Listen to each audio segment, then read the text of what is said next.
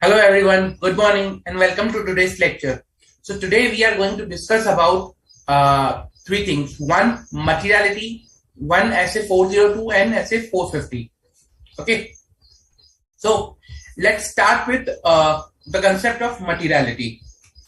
So guys, till now what we were seeing is, we were discussing about risk of material misstatement or identifying, material items, material balances, or we were discussing about that we need to make a financial statement. We need to provide an opinion that okay, financial statements are free from material misstatement.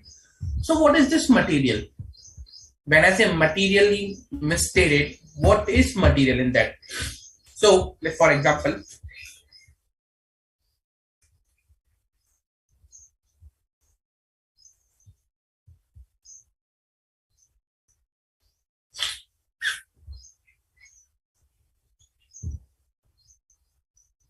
just create a line.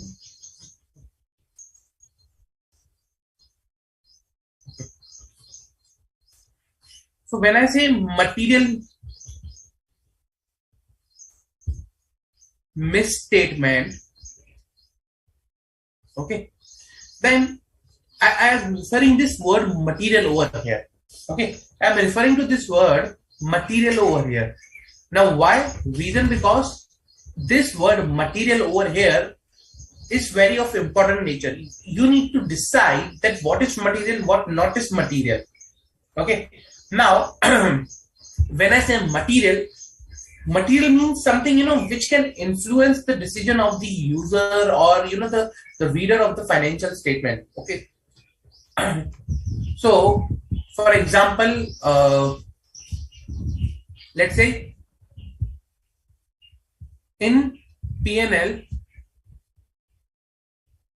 profit is rupees, let's say for example 5 lakhs, and if we identify misstatement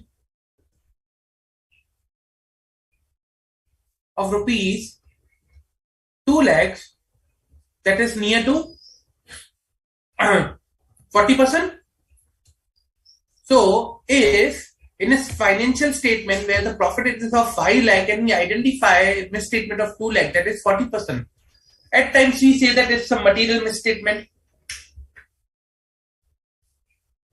Sorry. Sorry. We say that it's a material misstatement. Okay. Then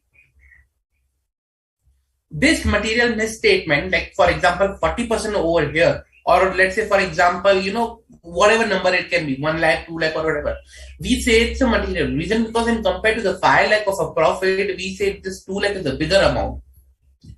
The same concept, but in a more structured way, is applied over here and by this essay. How? Let us see. So when I say materiality with respect to the there is a standard 320 which provides that okay, how you can calculate materiality, what are the levels of materiality. Okay, this standards deal with the auditor's responsibility to apply the concept of materiality while planning and performing the audit. So this standards needs you to apply the concept of materiality while you do the audit of a financial statement. That's the main you can say scope and objective basically. So the essay deals with auditor's responsibility to apply the concept of materiality in planning and performing an audit of financial statement. Good. Objective is to apply the concept of materiality appropriately in planning and performing the audit. Okay, so that's the scope. Now let us understand what is materiality. Materiality, you can say, is an amount, okay, which is derived by two things. One, benchmark. Second, rate to be applied. Okay, when you multiply both, you get materiality.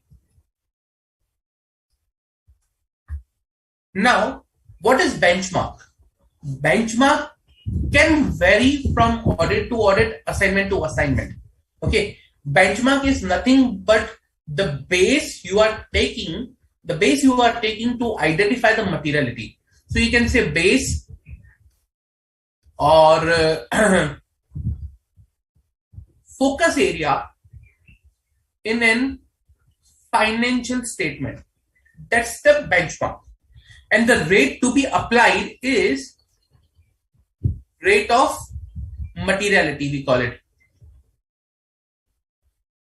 Okay. So a percentage or something like that, it's a rate of materiality. Okay.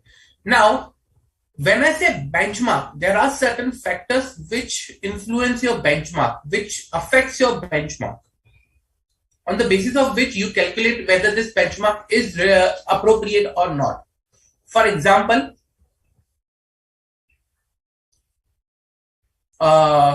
let's say elements of financial statement.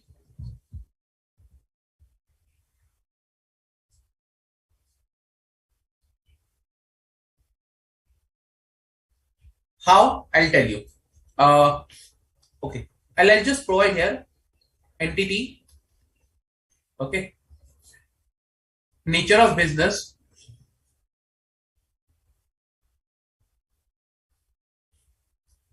Financial figures. Now you tell me which should be the appropriate benchmark for this. Okay. Financial figures will be sales, EBIT, and assets. Okay. Now first we'll talk about certain entities. We'll see, okay, which should be the appropriate benchmark in the current cases. So you will tell me which should be the appropriate benchmark and why. And then we'll go why we were not selecting a standard benchmark of, standard benchmark which are there than the, different benchmarks.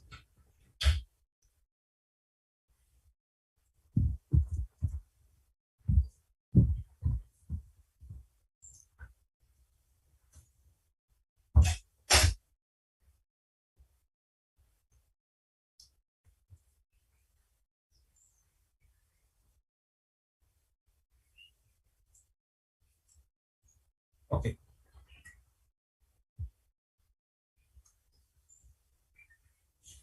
Just a minute.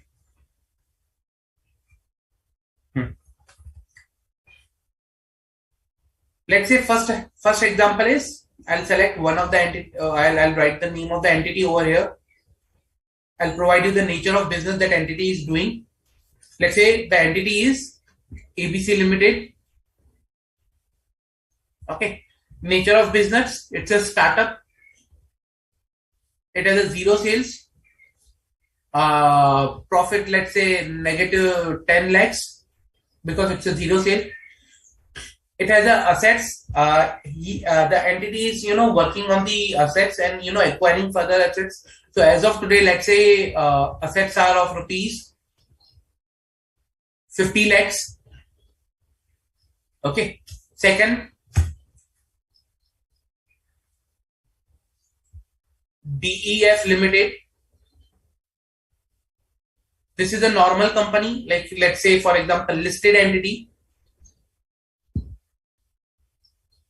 Has a sales of 50 lakh rupees, on which it has a 5 lakh rupees of profit, and assets are of 10 lakh rupees. Then let's say I'll take one more entity, OHF Limited, construction company.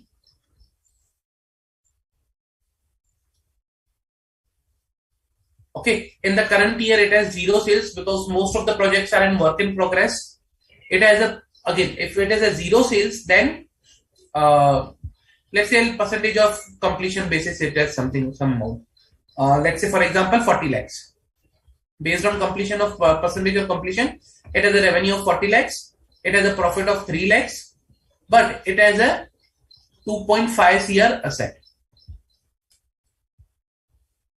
Now, you need to tell me in these examples, what will be the appropriate benchmark you will take? So guys, you tell me what is the appropriate benchmark you will take in these examples. Let's start with ABC Limited. What benchmark you will take and why?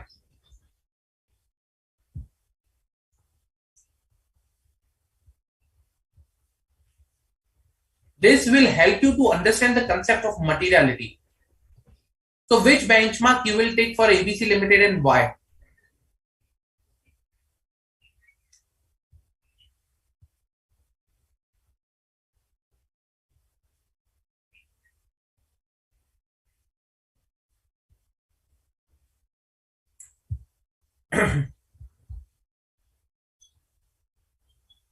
This will help us to understand the factors that influence the selection of benchmark, basically.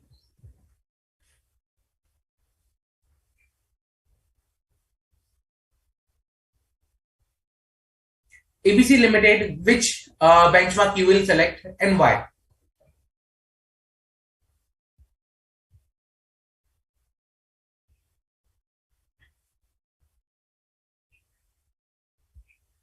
So ABC Limited has a zero sales. What I will select as the benchmark is my assets. Reason because it has no sale, it is a loss making. So I may select assets or I may also select expenses depending upon the amount of expenses the entity has. Reason because it's a startup company. It will not have any sales. So I cannot base my benchmark on the basis of sale or EBIT. Second, DEF Limited. What should I take my benchmark?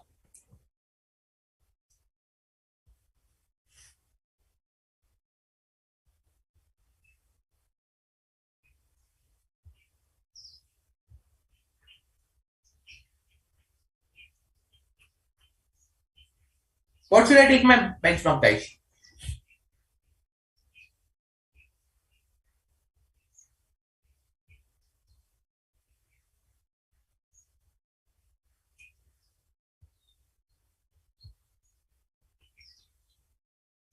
So this is a normal operating company, and accordingly, I should take my benchmark as a EBIT, or let's say, for example, if not EBIT, then EBT, or like this way, I can take these benchmarks. So that will be appropriate. OHF Limited, again, here the company has a revenue, but it may happen that the stakeholders requirement, or the stakeholders might be interested more into the asset in this particular company because it's a construction company. So it can be advisable to take asset as a benchmark instead of my sales, because this sales is a percentage of completion, not the actual sales. So it may happen I may go for assets in the current case. But again, whatever we are discussing here, everything is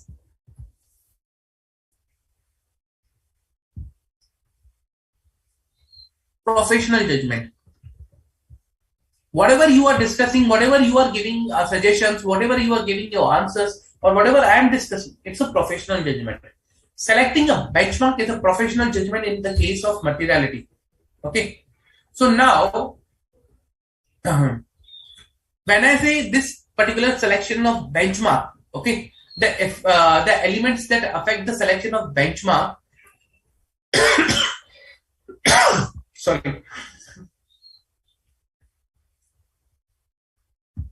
So these are elements of the financial statement that affect the selection of benchmark. Like say, for example, say if that is zero, then I may go to the liability, I may go to some assets, or I may take up expenses. So some way, like, so these elements describes that, okay, whether you will select a particular benchmark or not. Second,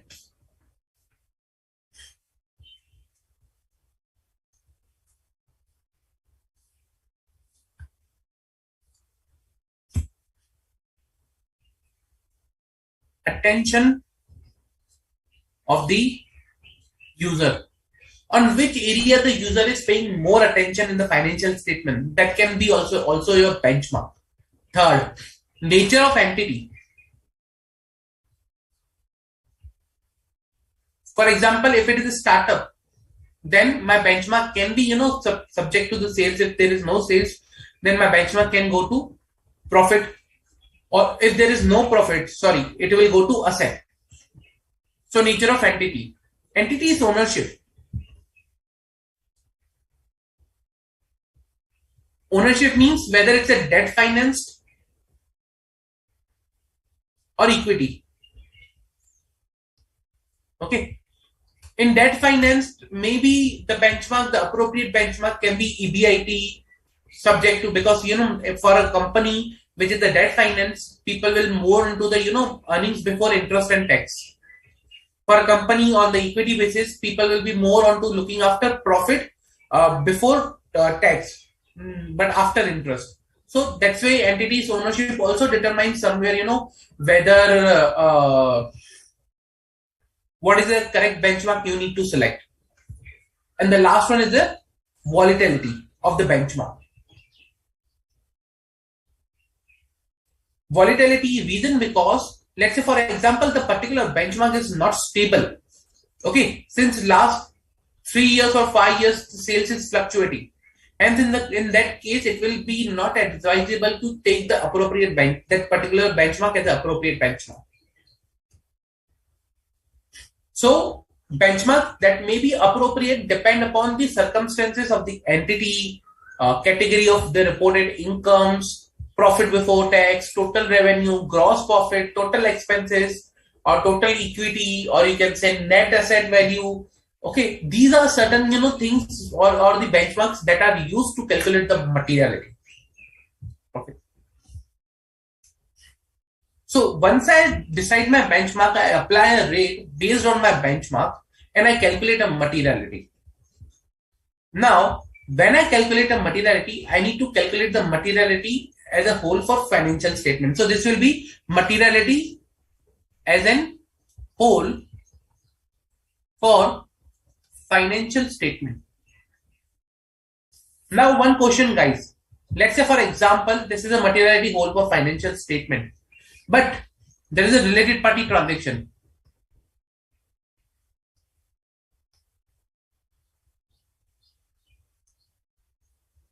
Okay, for this particular thing, can I choose a lower materiality compared to, or you can say different materiality compared to materiality for whole FS? Can I choose a different or lower materiality compared to materiality for whole FS?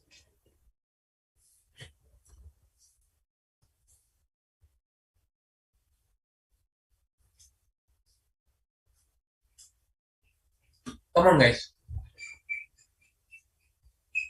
Can I choose this?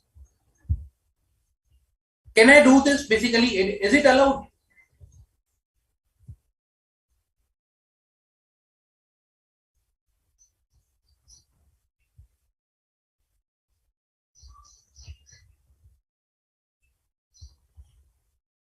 Is it allowed? Can I choose a different or lower materiality compared to the materiality for whole FS? Answer is yes.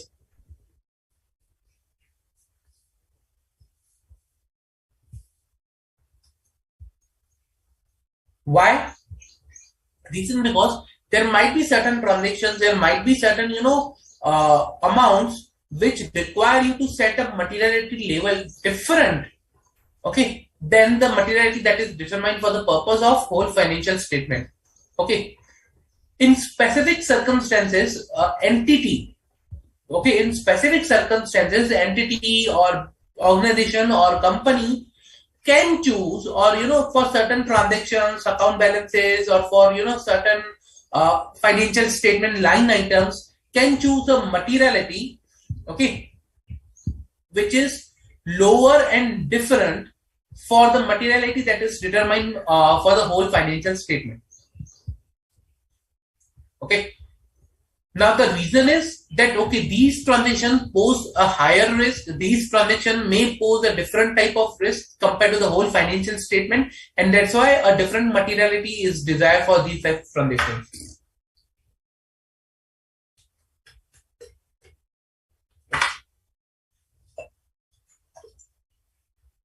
Therefore, different type of materiality is choose for this type of transaction basically. That's why I can have a different type of materiality, different amount of materiality for different type of transactions. That is perfectly fine.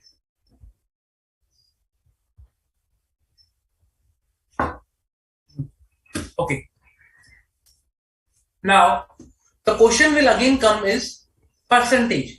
The percentage to be applied to choose a benchmark, okay, to a chosen benchmark is again a professional judgment.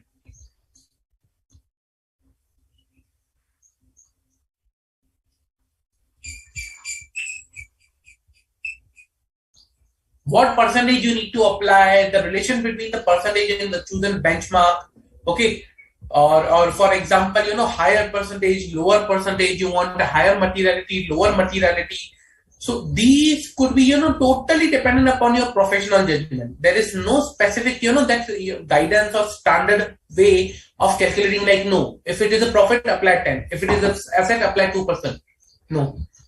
It totally depends upon a professional judgment at what materiality amount you derive. Okay. So again, rate of materiality is a professional judgment.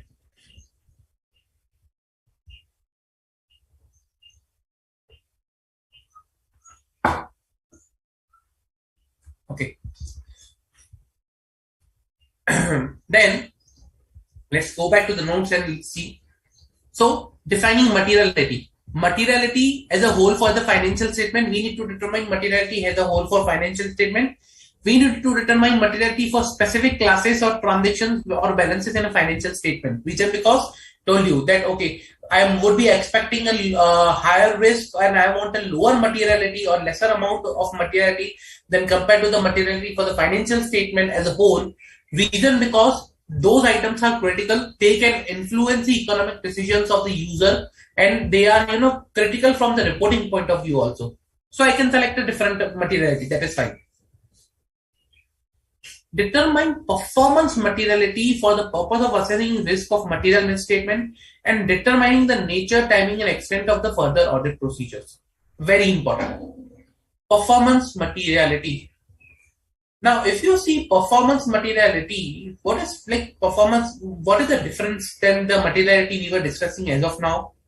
This materiality and performance materiality. So this we call as a overall materiality. Overall materiality.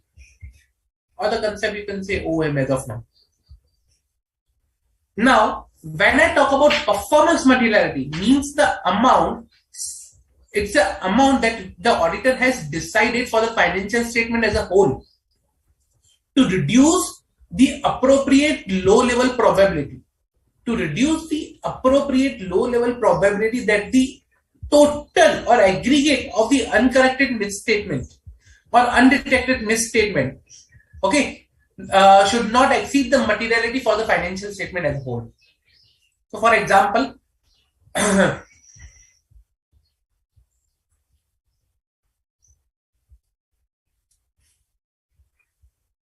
my overall materiality, if it is set at rupees, let's say 5 lakh rupees, then I can set performance materiality at rupees 1 lakh.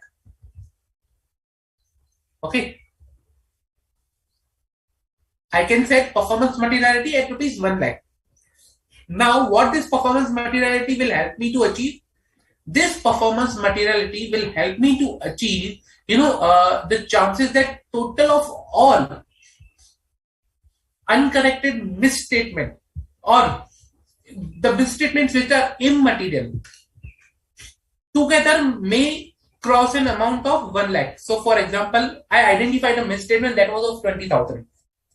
If I identify 5 misstatements of 20,000, it will reach to 5 lakh. Okay. Now these 5 misstatements of 20,000 will make it 1 lakh rupees. Now let's say, for example, there are various areas in the financial audit of a financial statement, and I may find small various misstatement. What if these various misstatements together reach to the level of 5 lakh? To avoid such scenario, we create a performance materiality. Okay. Performance materiality helps us to identify that, okay, when we club all such immaterial misstatement or, misstatement that are not detected or the misstatement that are not corrected by the management. If we combine all those misstatements, then they should not go beyond the performance materiality. So, let's say for example,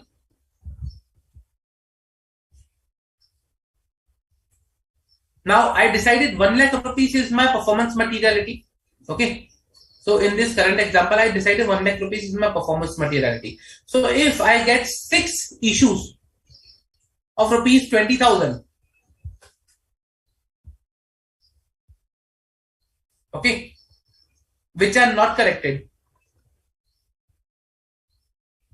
you may say this against 5 lakh 20,000 issue, what is immaterial? Let it be. And if I say 5 lakh is a materiality, overall materiality, profit might be somewhere into 50 lakhs. Okay. So in front of a profit of 50 lakhs, if I talk about 20,000, you will say, okay, what is the penny amount? Leave it. But these are 6 issues. So that total, it goes to rupees 1,20,000. Now, same way, if you add up all the items, it may reach to 5 lakh. Means in your financial statement, there are small issues which are crossing the limit of overall materiality, but none of the issue is material enough. So you might be saying that, okay, your financial statement is not materially misstatement, but that is incorrect.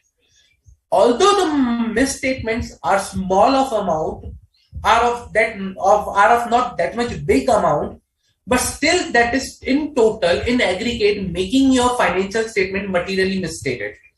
That's why a PM is created, which ensures that, okay, that your finance, whatever uncorrected misstatements are there, should not exceed your performance materiality.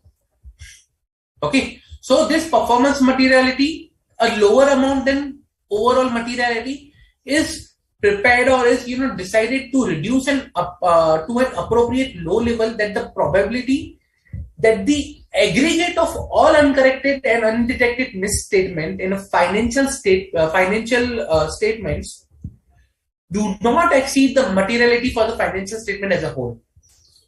Okay. So I'll compare 1,20,000 with over here, and if this 1,20,000 increase the level of crosses the level of PM, then if this is crosses the level of PM, then I may either ask management to rectify,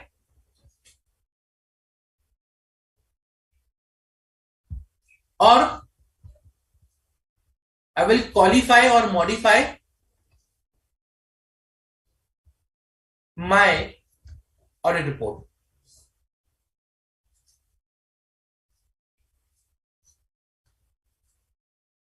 Clear? So if your amount goes beyond the performance materiality, you can either qualify or modify your audit report.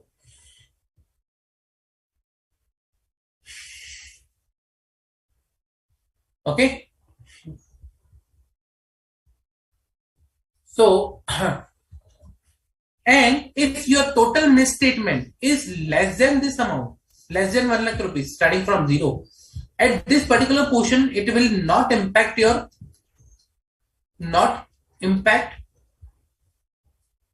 audit opinion. Here, you need to modify audit opinion, and above that, you may issue adverse, or even again, you can qualify also, subject to other things, but like depending upon the type of misstatement that you have identified. So this is how it works with respect to the materiality, performance materiality. Let's see the definition of performance materiality. Performance materiality means the amount set by the auditor at the less than the materiality for the financial statement as a whole to reduce an appropriate low level, to an appropriately low level, the probability that the aggregate of uncorrected and undetected misstatement exceed the materiality for the financial statement as a whole.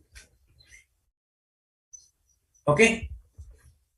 So that is the determination of performance materiality and your overall materiality. Now, when you move through the audit, okay, when you move through the audit, you may come to some examples, or you may come to some issues which may help you, which may force you to change your materiality. For example, new information related to a business process, or new information related to some misstatements.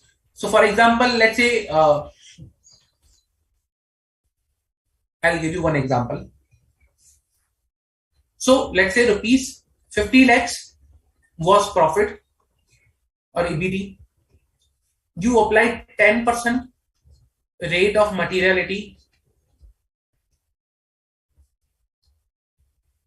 Okay, considering it's a low risk entity, and you got a materiality of rupees 5 lakhs overall materiality. Now, when you started your audit, okay, when you started your audit, you identified there are certain misstatements which are crossing your PM already, and you said no. If these are crossing my PM, there are high misstatements. So this is not a low risk entity, rather high risk entity. So I need to change this parameter. So what you will do is you'll go back and you might change this to 5% and make it this to 2.5x, so that more and more misstatement you can identify, rather than throwing those misstatement into the bucket of below performance materiality. If you revise your overall materiality, you will automatically revise your performance materiality, because that is dependent upon your overall materiality. I may decide, okay, let's say for example, 50% of overall materiality is my performance materiality. So I'll multiply 50%. I will get, let's say rupees 1.25 lakh as performance materiality. So again, that is a professional judgment, what percentage I'm applying. But this is how I determine or revise my materialities at a later stage, because I may identify something additional during the period, during the course of audit. So revise overall materiality and performance materiality when additional evidence or issue identified that is critical. Use of benchmark. So as I discussed, involves exercise of professional judgment. It is something, dependent upon the professional judgment, that which benchmark you are selecting. For example, profit before tax, total revenue, gross profit, total expense, type of entity, the elements we saw. So that's something with related to the materiality, essay 320. Any doubts, guys? Any doubt?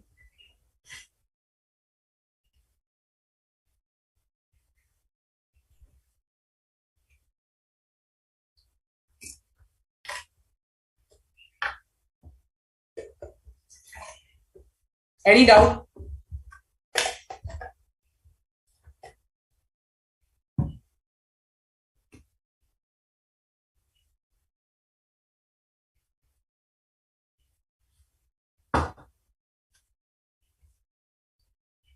If no further doubts, then let's solve some certain MCQs and past questions.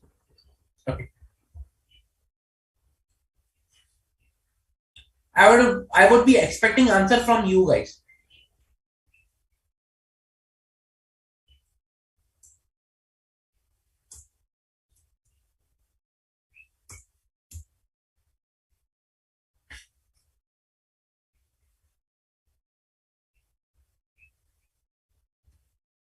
Okay.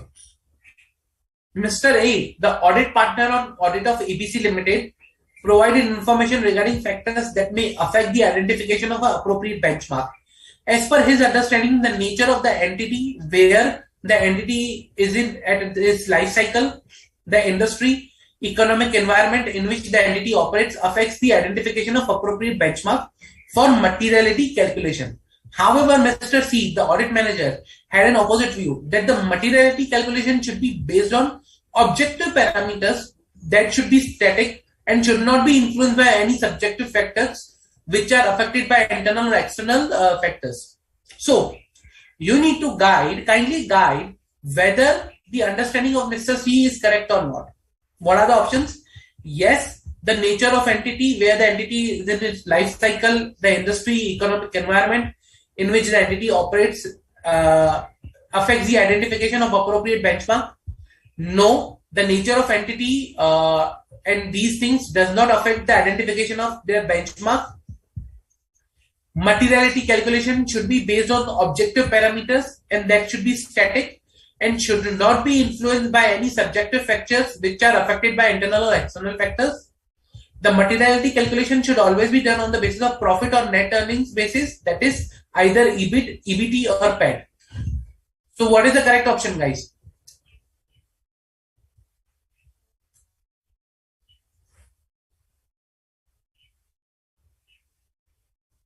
Come on, guys, what is the correct option?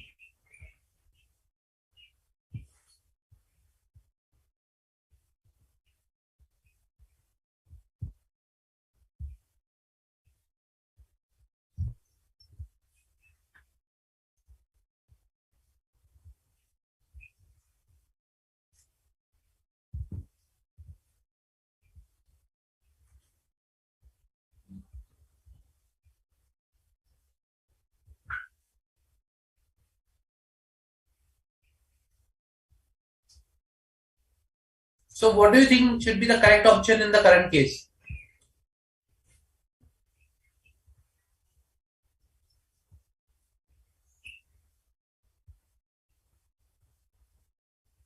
A, B, C, D. Now the question is that the audit partner of ABC Limited provided information regarding the factors that affect the selection and identification of appropriate benchmark for materiality. Now he is saying that the nature of entity, where the entity is it and in its life cycle, the industry, the economic environment in which the entity operates affects the identification of the benchmark. Mr. C says that no, it is not correct. Materiality calculation should be based on objective parameters that should be static and they should not change. Okay, they should not be a subjective factor. So who is correct? Mr. A, the audit partner, or Mr. C, the audit manager?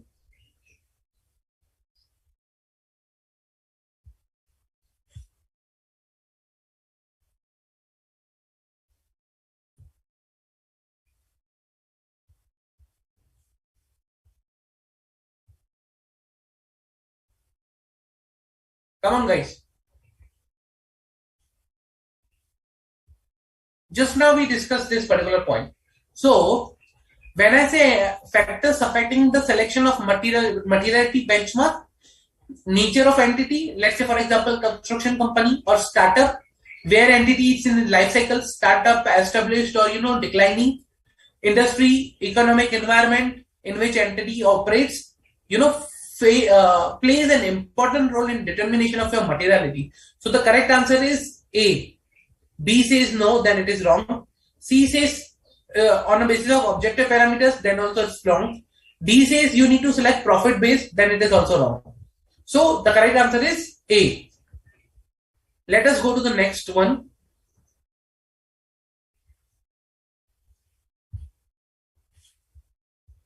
Okay. Mr. C, the audit partner on the audit of OAE Limited, while discussing factors that may affect the identification of appropriate benchmark, explained that the volatility of the benchmark affects the selection of the appropriate benchmark for materiality calculation. However, Mr. D, audit manager, has an opposite view. Kindly guide whether the understanding of Mr. D is correct or not. Okay. Mr. D says that in the calculation of materiality, volatility should be ignored and the benchmark should be seen on the standalone basis. For example, sales figure for the current year instead of the sales figures over last 5 years. Now C is saying that you should consider volatility, but D is saying that no, you should not consider volatility, you should see on the standalone basis. What should be the correct answer, guys? Who is the correct? C or D? So options are yes, the volatility of the benchmark affects the selection of that benchmark for the materiality calculation. No, the volatility of the benchmark does not affect the selection of that benchmark for materiality calculation. C, in the materiality calculation, volatility should be ignored and the benchmark should be seen on the standalone basis. D, materiality calculation should be always done on the basis of profit or net earnings basis, that is either EBIT, EBT, PAT, irrespective of the volatility.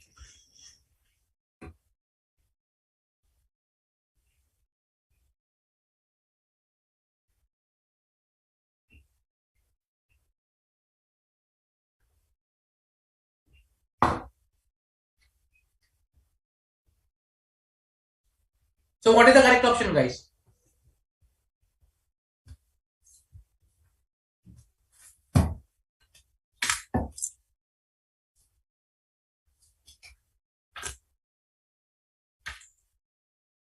We just now discussed this question, and it's, I think, pretty easy also. Reason because we have already discussed this.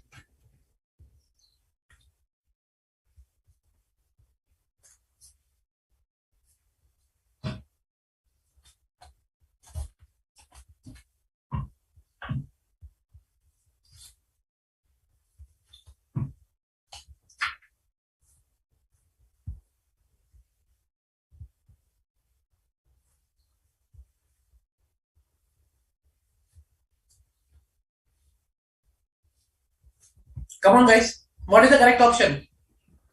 So again, as we discussed earlier, yes, volatility should be considered.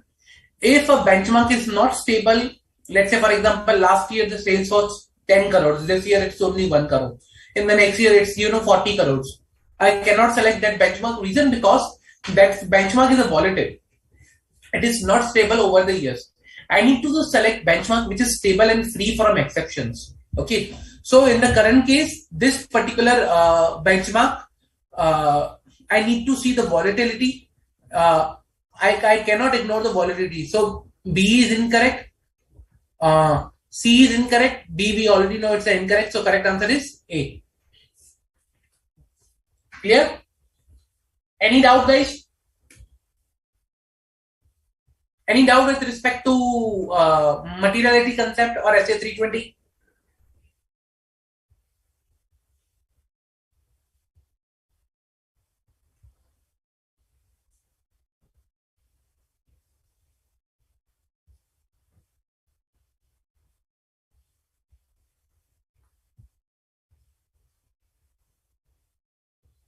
Okay. Uh, if no further doubts, then then let me start a new topic. Okay. Now we were talking about materiality because we were looking into the concept of material. See, for example, when I talk about material misstatement, I was talking about material till now. Now it's time I talk about misstatement. Sorry. Okay. Now I will talk about misstatement basically. So when I say material misstatement, material means material as per the SA 320, it should be material. But when I say misstatement, what is a misstatement? What are the things that I need to consider while looking at the misstatement? So for that, there is standard SA 450. Okay, SA 450 provides the guidance onto the areas which are the I need to consider as a misstatements, or what are the misstatements, how I need to evaluate those misstatements. Okay, so let me start.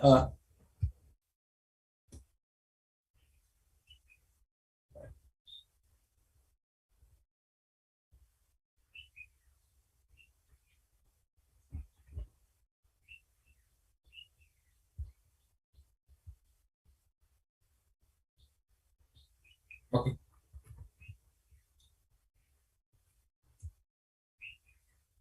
we saw material. In case of material misstatement,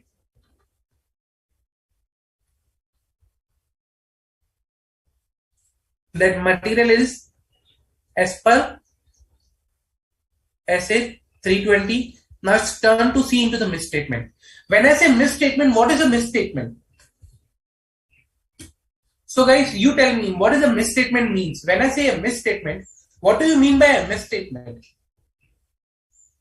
Let's see how much of you have read this particular topic. When I say a misstatement, what do you mean by a misstatement? Or which things can be included in a misstatement?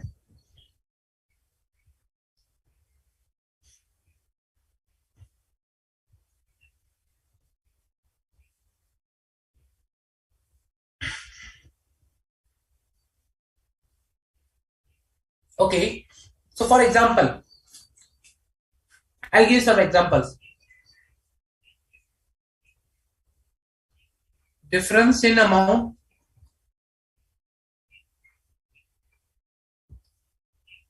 wrong or inaccurate classification. Okay. Wrong or inaccurate.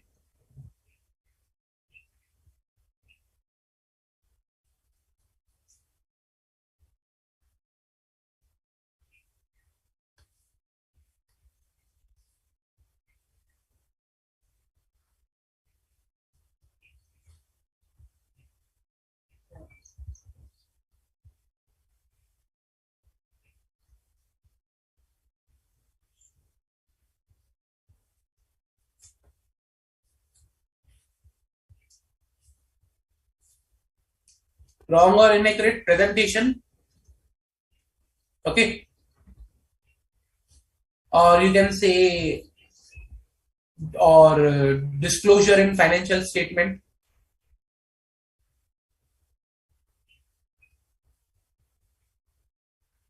Okay. So out of these three, which I will club into the misstatement. So you have three options. Whether out of these three, any like which are the items that I may include into my misstatement.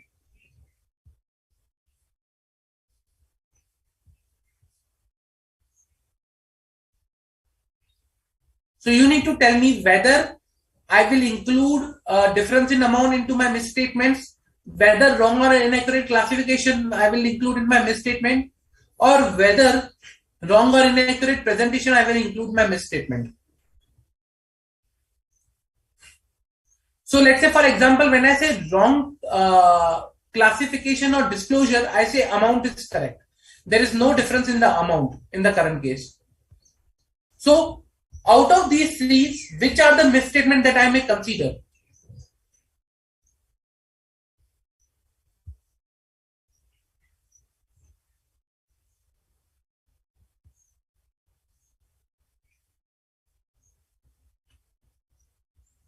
Come on, guys. Out of these three, which are the misstatement that I can consider?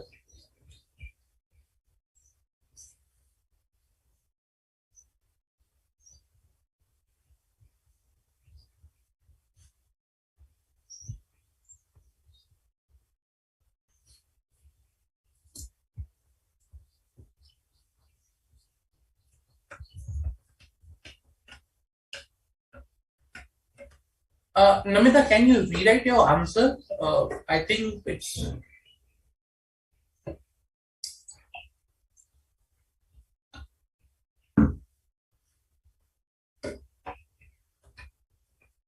so. My question is, let's say, for example, these are the three examples I have kept it over here. Out of these three, which items I'll take into my misstatement and which items I'll not call as a misstatement?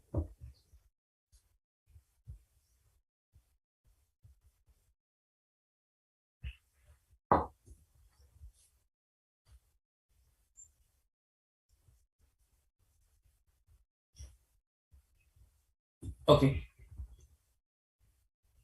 Okay. Good.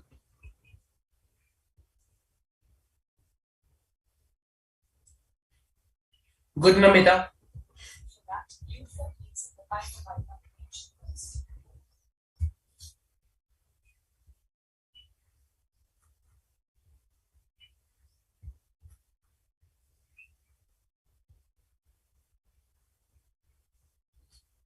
Come on, guys. I'm waiting for your answer. It's a basic question with respect to the misstatement.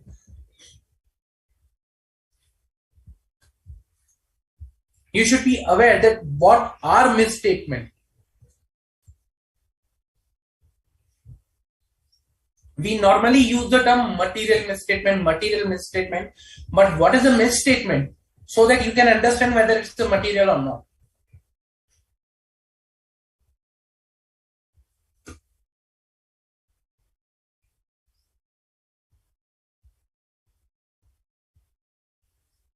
Okay. In the current case, difference in amount, wrong inaccurate classification, wrong inaccurate presentation or disclosure in financial statement, all three are misstatement. Not one, not two, but all three are misstatement. Okay. All these three will be considered as a misstatement and will be reported as a part of misstatement when I will be reporting them or including them into the misstatements. So all of three I need to report for. I need to look for. Okay. Now I understood this is a misstatement. Okay. This I call as a misstatement. Now what is the next step that I need to do? I need to first of all accumulate all the misstatement. I need to accumulate all the misstatement.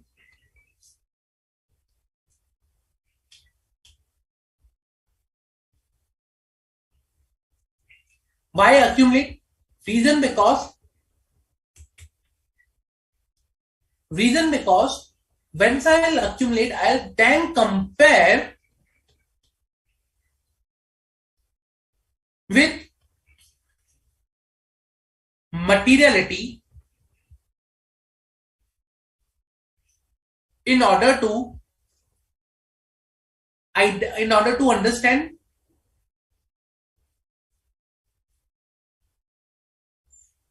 whether they are material or not.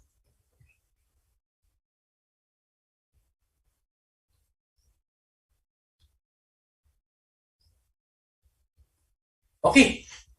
Just now we saw the concept of materiality. Now what I will be doing is I'll clubbing all the misstatement together and I will compare with the materiality and see whether they are exceeding the limit of performance materiality or not.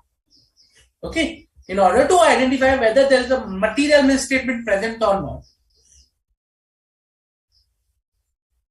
So I will be aggregating all these misstatements together in order to identify whether they are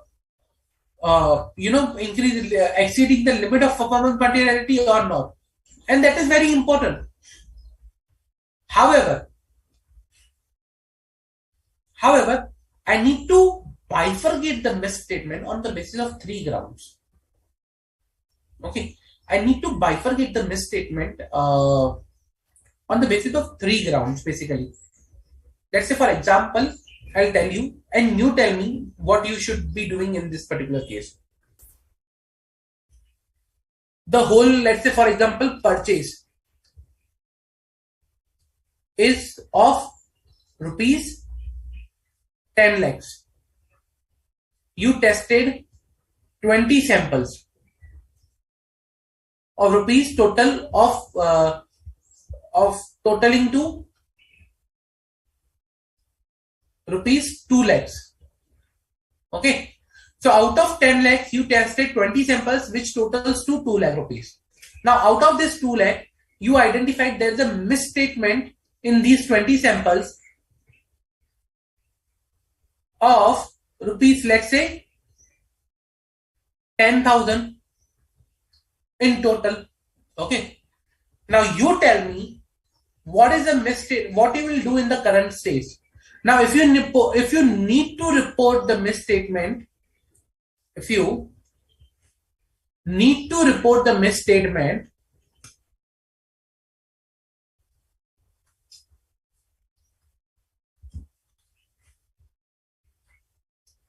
how much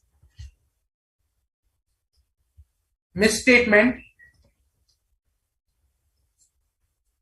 you will report? Simple question. You tested 20 samples totaling to 2 lakh. Misstatement was 10,000 in samples. Okay. And total population of purchase was rupees 10 lakhs, from which you took the 20 samples. You have identified misstatement of rupees 10,000. How much misstatement you will report? Simple question.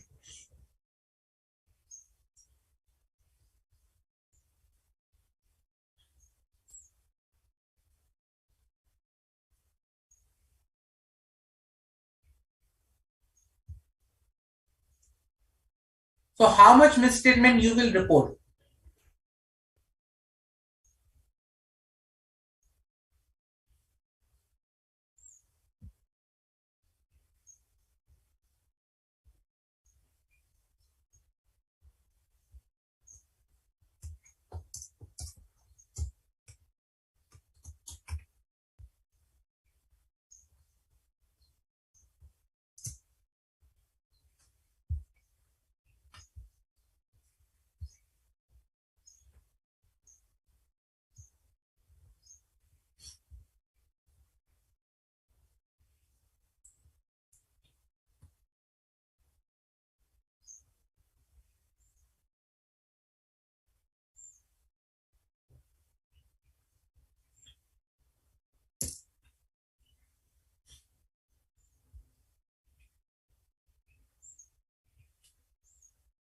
I'll come to that topic.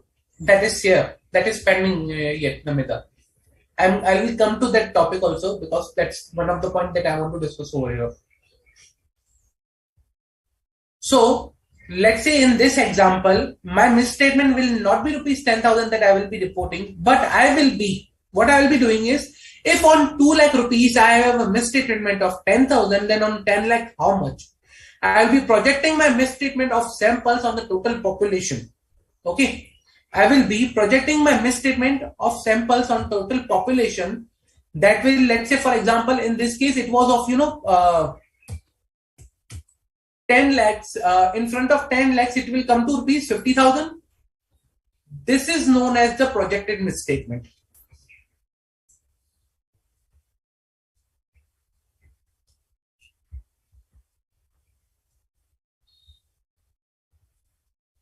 Why projected misstatement? Why projected misstatement? Reason because we have projected the misstatement over the total population that is there.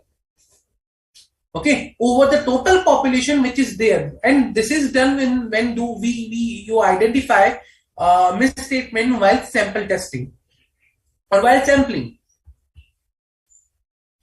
That is, you can say the auditor's best estimate of the misstatement in the population involving the projection of a misstatement identified in the audit sample to the entire population from which the samples were drawn.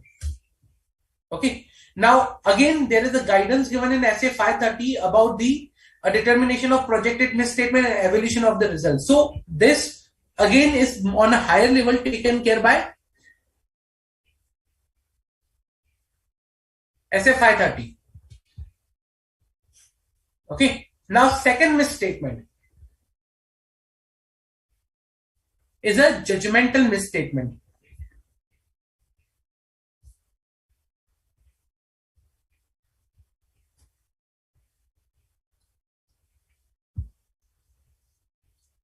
Judgmental misstatements are those misstatements where auditor has a different opinion, okay, or differences arises from the judgment of management or the judgment or the decisions taken by the auditor.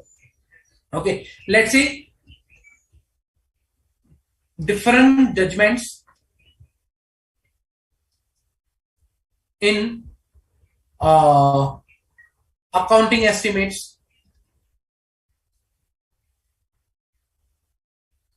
So these type of misstatements are known as a different judgmental misstatement because they are based on the judgment. Auditor takes a different judgment and management takes a different judgment.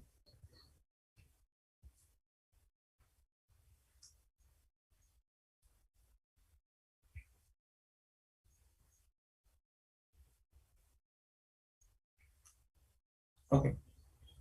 And the third type of misstatement is over here.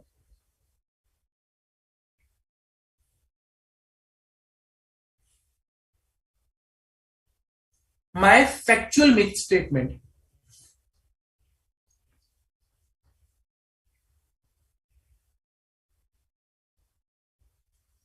Factual misstatements are misstatements where there is no doubt or they are final. They are not projected or they are not judgmental. Means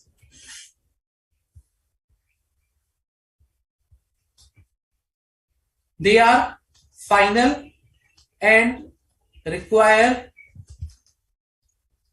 no projection. For example, I'll give you one example. Let's say you were testing depreciation. Okay. Now you recalculated the depreciation for the purpose of testing and you identified the depreciation booked was rupees 5 lakhs. But as per your recalculation, the depreciation actual amount should be rupees 3 lakhs. So there is a over depreciation and there is a difference of rupees 2 lakhs.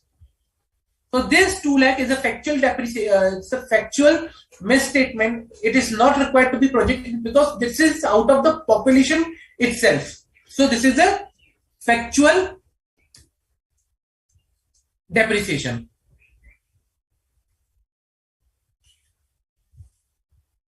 Clear? So these are the three type of misstatement: projected, judgmental, and factual. Okay. Now there can be issues which are small amount, or you can say they are result of some for differences in the what you say uh, small differences in the calculation, or some small amounts, like for example 2 rupee, 5 rupee, 10 rupee, whatever, they are very small amount. They are known as the not material, or very very small misstatement, clearly trivial in the nature. So these misstatements are not required to be considered if they are in clearly trivial nature, or not material nature, and they are not very smaller amount or smaller magnitude, so they are required to be ignored. So when these type of misstatement you come to across, they are reason of some calculation error or calculation issues, like rounding off, or let's say you apply a percentage or you apply a foreign exchange rate because of the rounding off, because of the totaling one or two, whatever. So these are required to be ignored. Okay. So when I say misstatement means, as we discussed, it can be my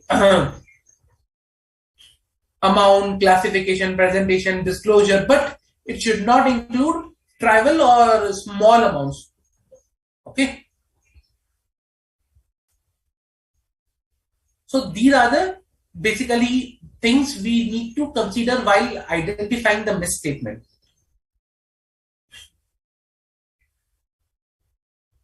Okay. Now,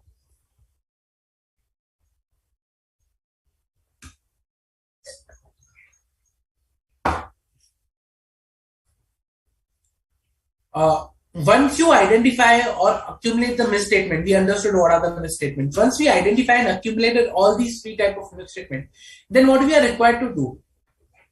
Then we need to do two things. One, where it goes over here. Yeah.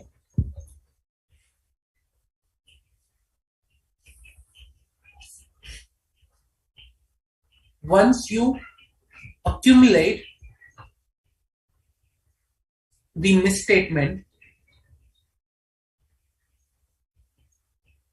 you are required to do two things. One, consider revision in audit plan. Number two, you need to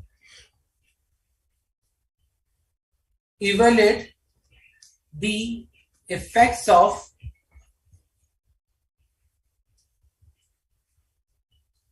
uncorrected misstatement on FS. Okay. There is one more third area which we will be discussing, but I'll write it down as of now too. The third area, I'll just pull it down over here and we'll discuss at the later stage. But these are the two things first you need to do. First, consider revision in the audit plan. Okay. Now you may come across some misstatement, and you think, okay, the nature of the identified misstatement and the circumstances of the occurrence, okay, of these misstatement can also point out, or can also result, or can also guide you to other misstatements. So accordingly, you need to revise your audit plan to cover that area also. For example, you identified misstatement in purchase, so that is also pointing that there could be a misstatement in account payables or inventory or some other area. So accordingly, you may need to revise your overall audit strategy and audit plan. Okay. Second, like the total misstatement that you have identified, throughout your audit may request you, or may, requires you to change the materiality level. Remember, we saw that, okay, we may need to change the materiality based on the misstatement identified. So accordingly, you might require to change the materiality level for the purpose of audit. And once you will change the materiality, so certain items which you may have already outscoped because you consider that it's not material, now you might need to again bring under the purview of audit. Now you might require to test again. In that case, you need to revise your audit plan and audit strategy. Okay. Second, evaluate the effects of uncorrected misstatement. Now, when you identify the uncorrected misstatements or misstatements, basically what you do is you ask management to rectify it. And when overall, when you total those misstatements which are uncorrected, not rectified by the management, then what you need to do is in aggregate, if these total are material, okay, if these misstatements which are uncorrected in aggregate or individually are material compared to the materiality, then you need to understand, okay, whether what will be the impact of this uncorrected misstatement on my audit opinion. So should I modify my audit opinion? Should I issue an adverse audit report? What should be the correct one I should do? Okay. You need to also consider the effects of the uncorrected misstatement related to the prior periods on the relevant classes of transaction or account balances. Let's say, for example, so you will be considering current year impact and prior year impact. Prior year impact, for example, let's say last year there was a incorrect capitalization of fixed asset of rupees 10 lakhs. Now this wrong capitalization will give you wrong depreciation. Okay, this wrong capitalization will result in wrong depreciation in coming period. So a misstatement may be related to the previous year, but will still impact in your current year, and there will be a misstatement in the current year due to uncorrected misstatement in the previous year. So accordingly, you need to check the impact of the uncorrected misstatement related to the prior periods on the relevant classes of the transaction and account balances and the financial statement in the current period.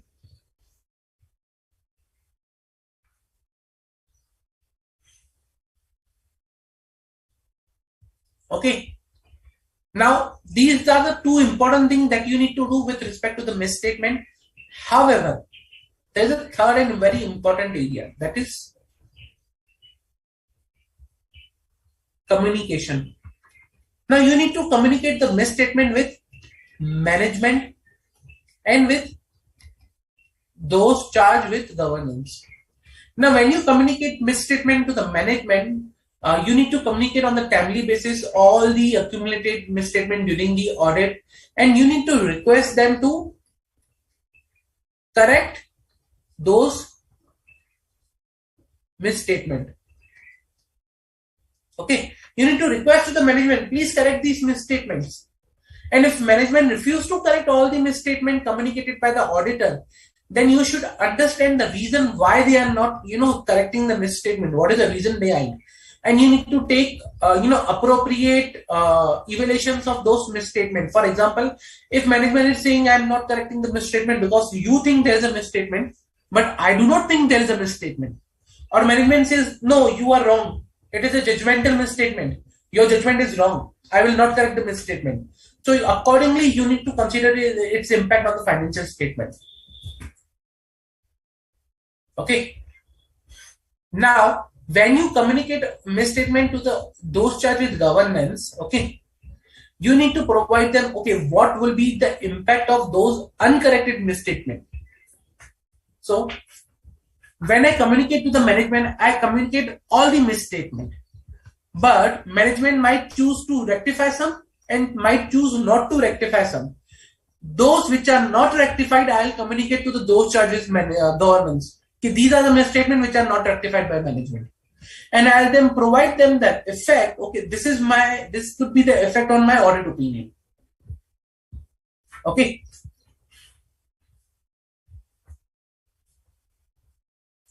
So I will communicate with those charged with governance the uncorrected misstatement.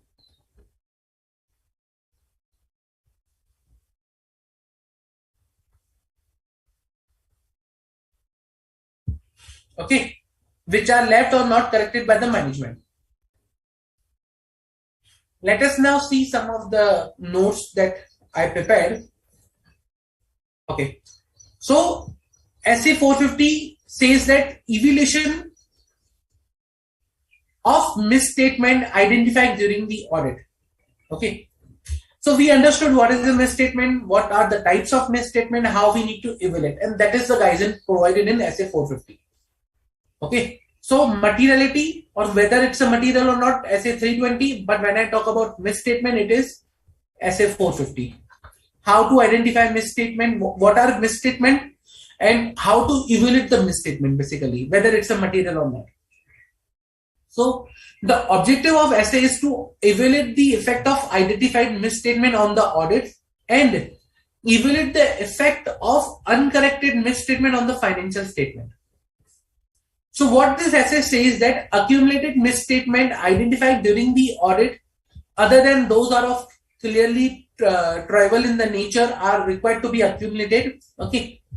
Then whether the overall audit strategy or the audit plan is need to be revised, because the identified misstatement are so big in the nature that you might need to revise. Then whether the overall audit strategy or audit plan need to be revised, indication of the other misstatement, aggregate of the misstatement reaches the materiality level, means these are the reasons. Like if you identify there is another misstatement present in the other area, you may revise the audit plan. If you think already your misstatement has crossed the materiality level, again you might revise the audit plan. Requirement of communication. Auditor shall communicate on a timely basis all the misstatement accumulated during the audit unless prohibited. Let's say, for example, there is a fraud and misstatement is resultant due to fraud. So you might not report that misstatement to the management, but you report to someone else first. Request management to correct those misstatements, and if management refuses, then obtain understanding why management is not correcting. Also evaluate the effect of the same on the financial statement and that audit opinion you are going to issue. Then you need to evaluate the misstatement. So management might correct something, might not correct something. So before evaluating the uncorrected misstatement, reassess the materiality, whether it is appropriate or not. Evaluate whether uncorrected misstatement are material individually or together with the FS. For this, understand the size and nature of misstatement and the balance or transaction affected. Second, also consider the effect of uncorrected misstatement of prior periods into the current period that we already discussed. Then communicate with those charged with governance the uncorrected misstatement and their effects, and request that uncorrected misstatement to be corrected. So also request to those charged with governance, okay, these are the misstatement which management is not correcting, please correct it. And this is the impact of these uncorrected misstatement on my audit opinion. The effect of uncorrected misstatement related to the prior periods, also you need to provide to those charged with governments. Okay, this was the fixed asset last year wrongly capitalized. Because of this, in the current year we have an incorrect depreciation, please rectify. And you need to obtain a written representation that the effects of the uncorrected misstatement are material individually or in aggregate to the financial statement as a whole from those charged with governance. Okay. And you need to then have the relevant documentation, that which are the clearly trivial misstatements, all misstatement, whether they have been rectified or not rectified, auditor's conclusion on the materiality of uncorrected misstatements. You need to document all these three things. Clear? With respect to SA 450, this is the requirement of the standard. This standard says this thing.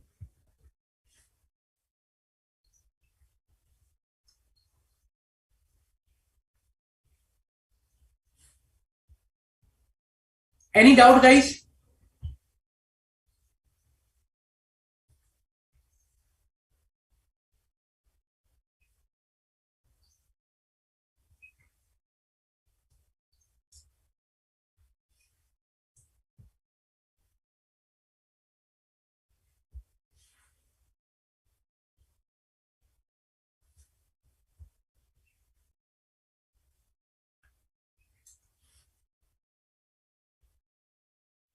Any doubt?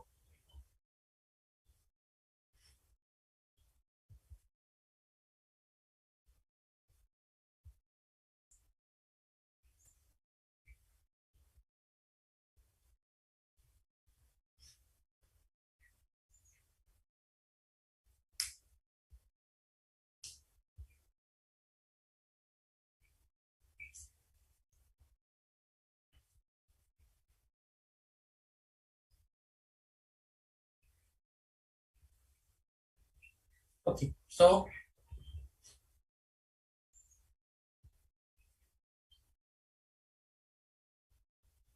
misstatement which exceed our materiality level, that we already discussed in materiality topic, that what materiality we are looking into, performance materiality, overall materiality, how to calculate them.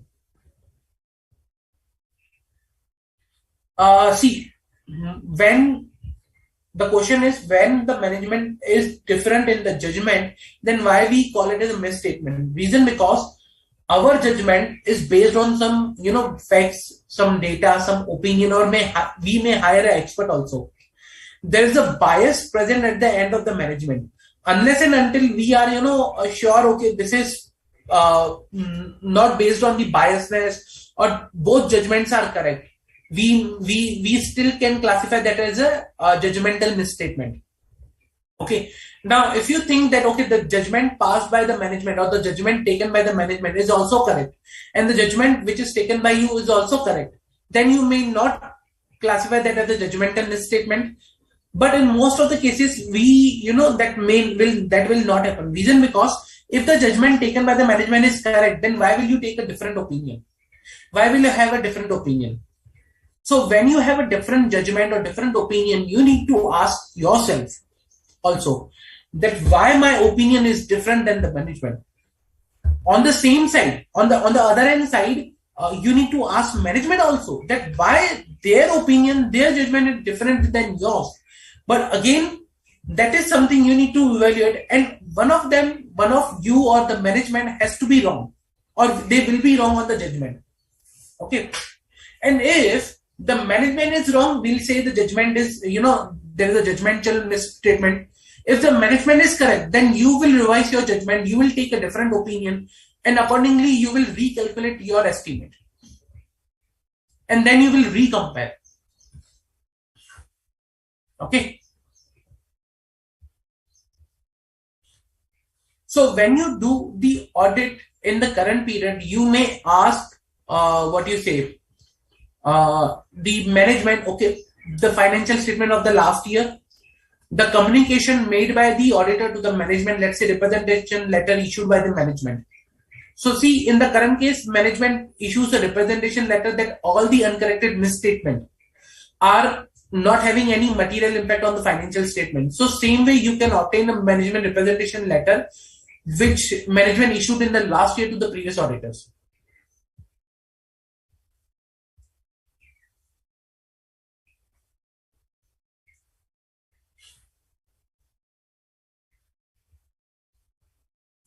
See, if there is no dosha with governance in a smaller entities, then communication with the management is appropriate. Okay, we need to communicate to the management, and again, we need to take a management representation letter from the management itself instead of those charged with governance.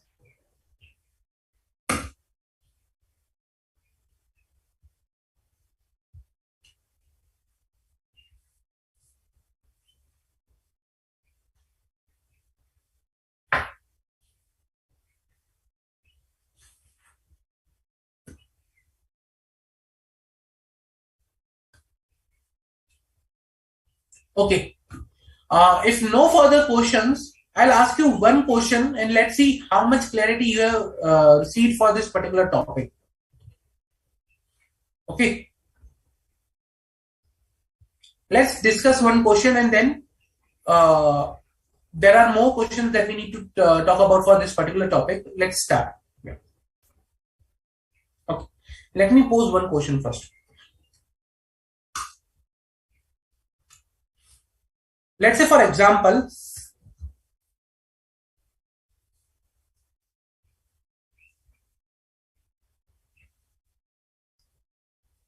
in the audit of ABC Limited,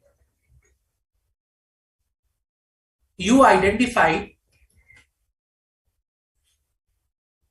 the following misstatement. Okay. Revenue overstated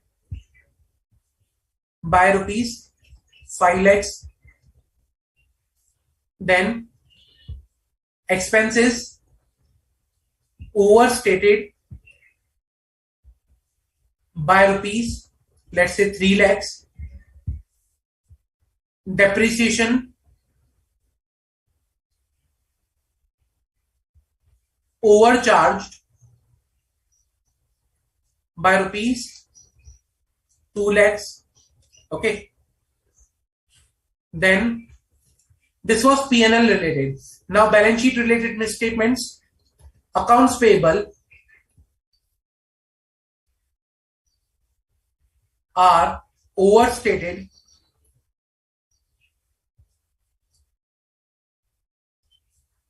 by rupees 3 lakhs, and current assets are also overstated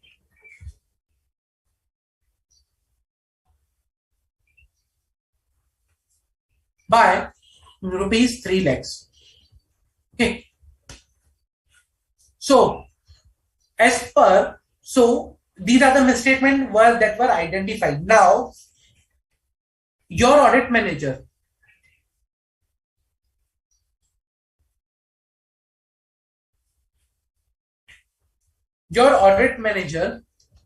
Mr. D, okay, in order to follow as if this 450, he accumulated the misstatements. Okay, he accumulated the misstatements and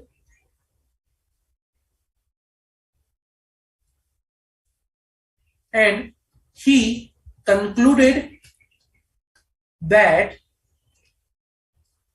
there is no material effect on financial statement due to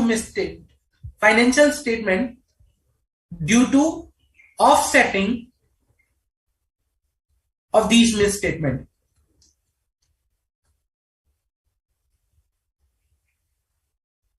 So if you total these misstatement, like revenue is overstated by 5 lakhs, expenses overstated by 3 lakhs, depreciation overcharged by 2 lakhs. So this will have a negative impact of 5 lakh on profit. This will have a positive impact of 2 lakh. And this will have a positive impact of 3 lakh. Net impact 0. Same way, here also, accounts payable, negative impact of 3 lakh and positive impact of 3 lakh, again 0. So on balance sheet, 0 impact, on P&L, 0 impact. So your audit manager, Mr. D, he accumulated the misstatements and he concluded that there is no material effect on the financial statement due to offsetting of this misstatement. And hence, management is not required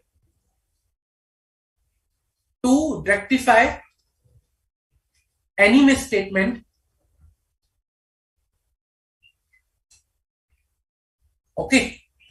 And auditor can issue unmodified opinion.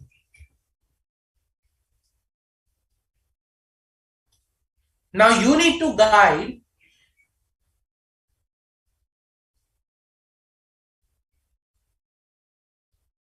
Mr. D whether his approach is correct. So you need to guide Mr. D whether his approach is correct or not. What he has done is he has offsetted the misstatement, which is actually revenue has a negative impact, expense has a positive impact, and he calculated the net impact on profit. Okay, this is the net impact on profit, and this is the net impact on reserves. He calculated in this way. Like, okay, whatever account balances are overstated, I'll reverse them, and I'll calculate the impact on reserve. Whatever current assets are there, I'll reverse them. I'll calculate an impact on reserves. So he has a zero impact on reserves, and here he has a zero net impact on profit. So he is saying there is no net impact of profit or no net impact on reserves. That's why my financial statements are not materially misstated, and management is not required to rectify any of the misstatement. You tell me whether this approach is correct or not.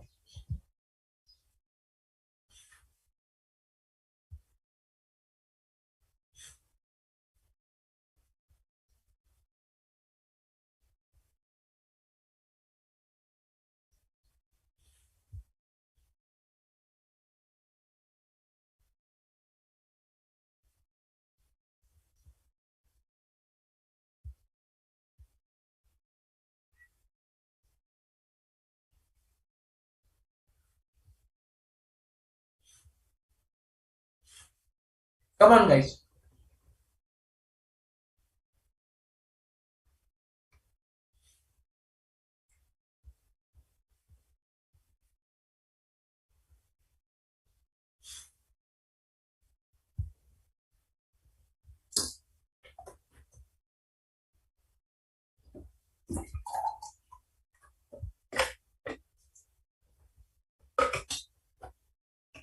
So whether the approach of Mr. D, your manager, is correct or not.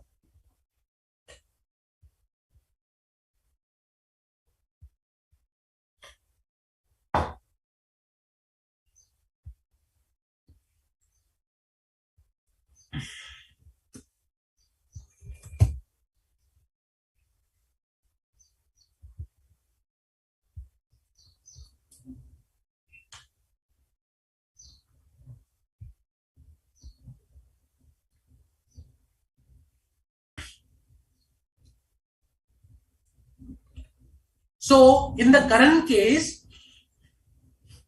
correct, Himanshi.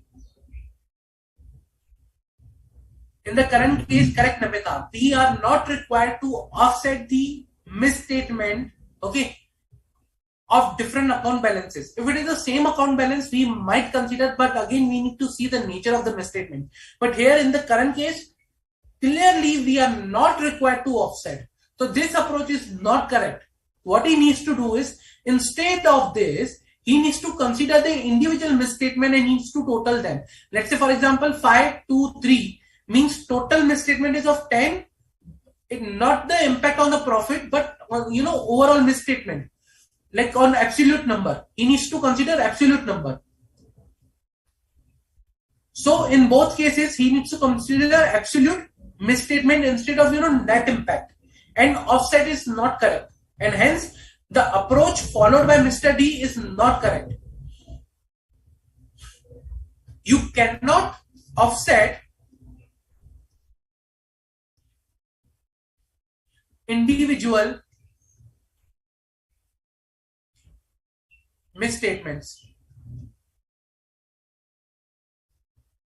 Okay, you cannot offset the individual misstatements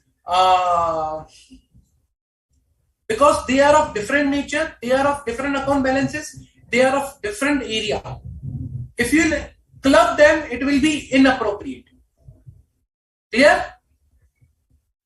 Any doubts? So there is one question that if those charged with governance do not agree on the judgmental misstatement, then why they will write its effect on the financial statement in the written representation. See, uh, you need to obtain a management representation that, okay, so what will be the scenario is management will say there is a no misstatement and we consider it appropriate. If management is not ready to give that as a particular point as a misstatement, you can obtain a written representation that management feels that this is not a misstatement. There can be a difference of opinion with you and the management. That is perfectly fine. And you need to document that difference of opinion that management has provided this representation where they are saying that, okay, this is not a judgmental misstatement. But in your documentation, work papers, you need to mention, okay, management opinion, those charged with governance opinion, our opinion, and why there's a difference of opinion. That's it. Clear? Any doubt, guys? Any doubt with respect to this topic?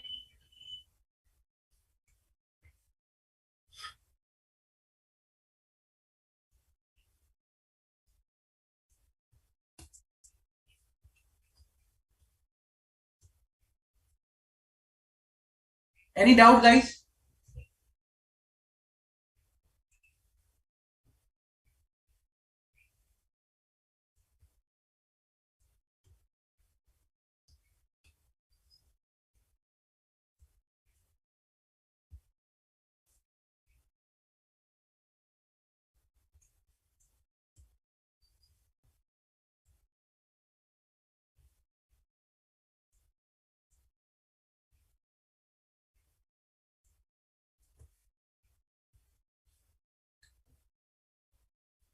So, let me take up one more question. Okay, that's very important one. Let us discuss that also. Just a minute.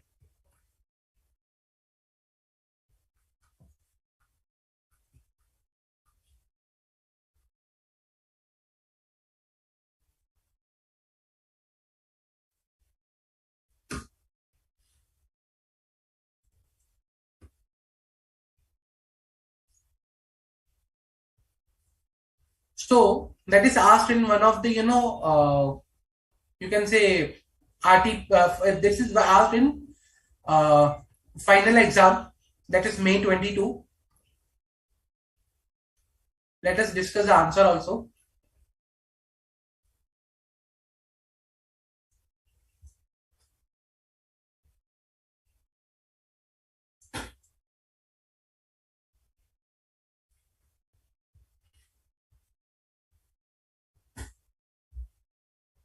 Okay. So the question is that in the audit plan for Kshetrapal Limited, as an audit partner, you want to highlight the sources of misstatement arising from other than fraud to your audit team and caution them and identify the source of misstatement. So you want to you want to provide them the details. Okay, which are the sources of misstatement? Okay, arising from other than fraud to your audit team. And answer is as per SA 450 evaluation of misstatement identified during audit. The following are the sources of misstatement arising from other than fraud: an inaccuracy gathering and processing data from which the financial statement are prepared, an omission of amount or disclosure, an incorrect account estimate arising from overlooking or clearly misinterpreted facts, judgment of management concerning accounting estimates that the auditor consider unreasonable, or the selection and application of accounting policy that the auditor consider is inappropriate. So these are can be the sources, okay, of misstatement arising from other than fraud. That was asked in one of the exam. Clear? Thank you, Namita. So, okay, guys, let's take a quickly 10-minute break and we'll gather back and we'll start the next topic then. Okay, let's take a quick 10-minute break.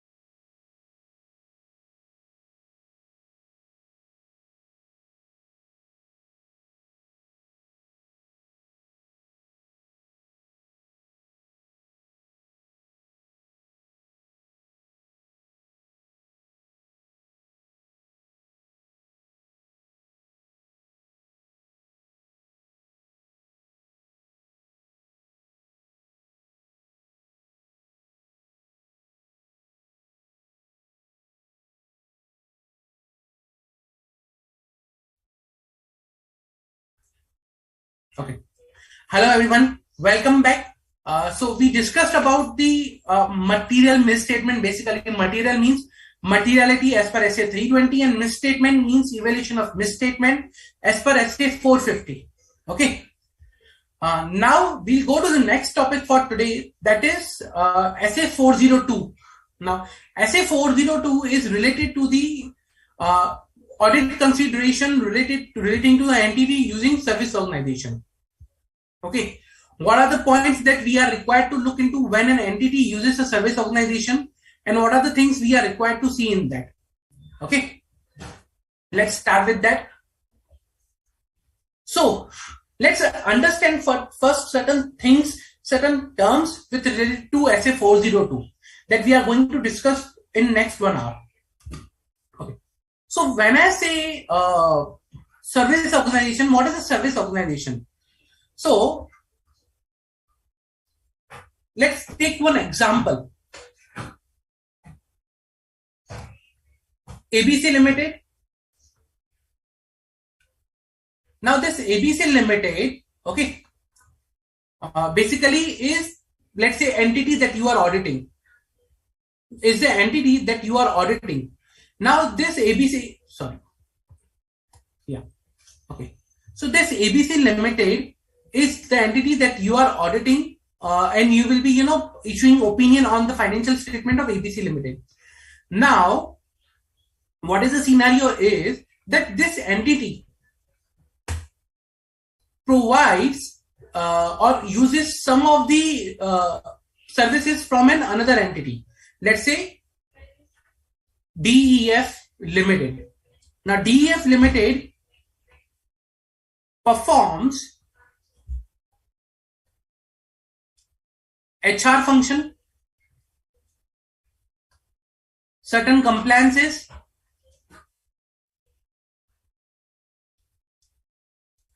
and cash and bank related activities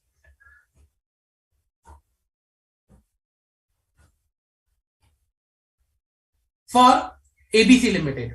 Okay, so at DEF Limited performs all these activities for ABC Limited, and ABC Limited relies upon the DEF Limited for all these activities or business processes. Okay. Now, in this case, what we will be doing is we will be calling DEF Limited as a service organization. So for us, DEF Limited will be service organization. Okay. And ABC Limited will be user entity. Just for the sake of this standard, we will be calling ABC Limited as a user entity, DE Limited as a service organization, and now let's talk about auditors. So when I talk about auditor of DEF Limited, I will be calling that auditor as a service auditor. Okay. When I talk about auditor of ABC Limited, I will call as a user auditor.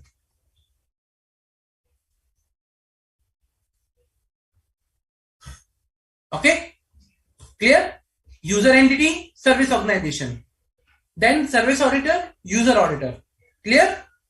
Okay. Now, to set up this context, like for example, this is the context. Basically, DEF Limited performing certain activities like HR function, certain compliances, and cash and bank related activities for ABC Limited.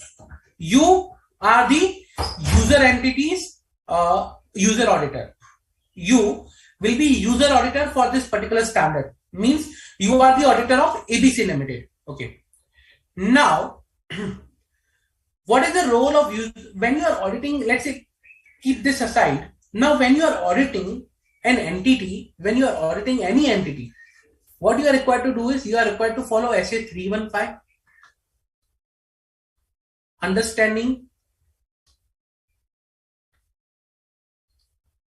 the entity and its environment, plus its internal controls, Okay. As per SA 315, you are required to understand the entity and its environment plus its internal controls in a normal audit. But in case of these kind of audits where there is a external reliance, means there's a service organization performing some activities for your entity, in that case you need to extend your understanding. Okay, you need to obtain an understanding of that how user entity uses these services of a service organization.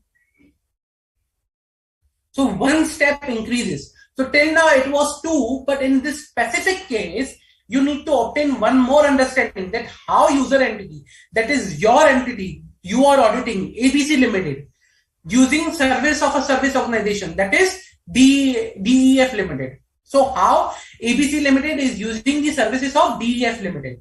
Okay. Including, and when I talk about, okay, you need to understand how user entity uses a service, what you need to understand in that is nature of service provided, nature of services provided by the service organization, and their significance. How critical they are. So in our case, nature of service will be HR functions that will impact our payroll. Second, compliances that will impact our laws and regulation, compliance with laws and regulations.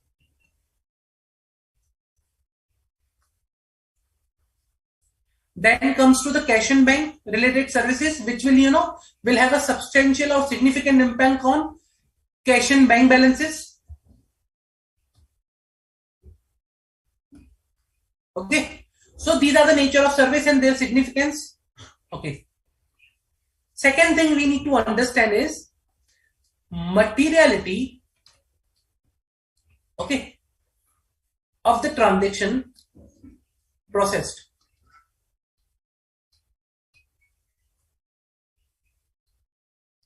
What is the materiality of the transaction process? Whether these are material, immaterial, small amount, big amount, what is the materiality? Number 3, degree of interaction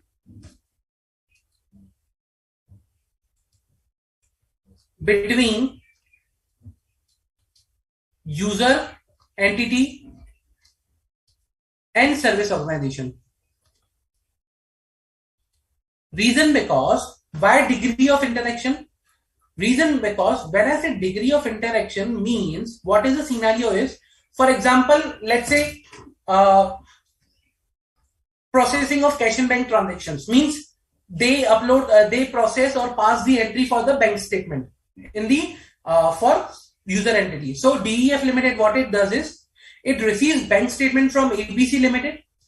Then on the once they receive the bank statement from ABC Limited, they pass all the entries which are there in the bank statement into the books of the ABC Limited, and they perform the bank reconciliation, BRS basically. Okay. So how much interaction is between user entity and service organization? So what data they are receiving from the service user entity, and what they are processing, and what in return they are providing back. So let's say, for example, in case of, I'll give you one example. I'll go below.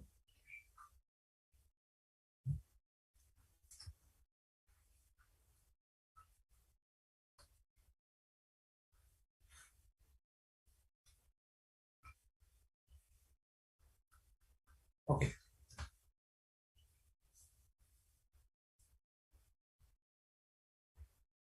Payroll example. Okay. Now, DEF Limited processes payroll for ABC Limited. This is the background of transaction. Okay. Now, what is the process is? On monthly basis, ABC Limited provides attendance data to DEF Limited. Okay. Plus, they have already provided master data for each employee. Master data means how much salary each employee draws per month. What is the per month salary of each employee? In order to calculate the monthly payroll. Okay, what is the PF amount and all those structure and everything. So master data has been given. But on a monthly basis, ABC Limited provide attendance data to DEF Limited. Then DEF Limited calculates the monthly payroll. Okay, and this monthly payroll is reviewed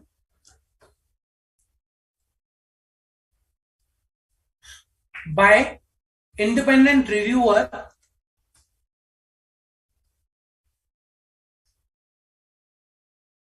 in DEF Limited. Okay, so one person processes or prepares this monthly payroll and then it is reviewed by independent reviewer in DEF Limited. Then this reviewed payroll is shared to ABC Limited for processing. ABC Limited again reviews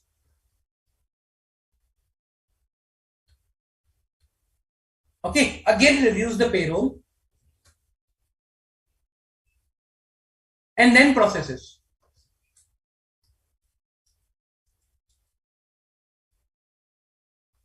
So let's say this is a whole example we are talking about here. Now the degree of interaction we were talking about is that how much interaction between ABC Limited and DEF Limited is there.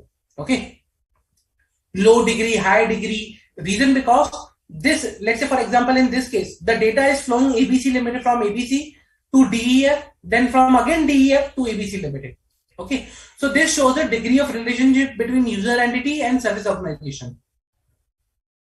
Okay, now there can be one more thing, the nature of a relationship. Nature can be, for example, sort of, you can say, contractual agreement or some application based, or there can be a various type of relationship, direct, indirect, and all those stuff. Okay, so degree of relationship and nature of relationship that we are required to see. Okay, fine. We understood, okay, we'll see the degree of relationship between both. What is the data that is being flowing, degree of interaction, nature of relationship, contractual terms, everything we'll see. So we need to understand all these things. Okay, so degree of interaction and nature of relationship.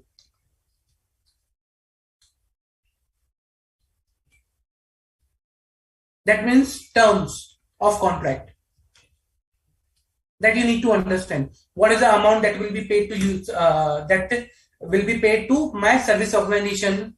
What is the time period they need to provide this particular payroll data back? So there should be some time limit also that will be defined in your service agreement. So all these things will be there. So you need to understand all these areas. Okay, fine. I'll obtain this understanding as far as the SAC 15. Now I, as a user auditor, as I said, I need to understand the entity and its environment and internal controls. So for service organization, I need to additionally understand their structure or how I'm using the service. Plus, when I say internal controls, I need to understand the internal controls at the user entity related to services provided by service organization, SO, as of now. Means when I will understand the internal controls for the user entity, I will also understand the internal controls that are placed by this user entity for the services related to service organization. Let's say including those that apply to the transaction process by service organization. In our case, the classic example for this is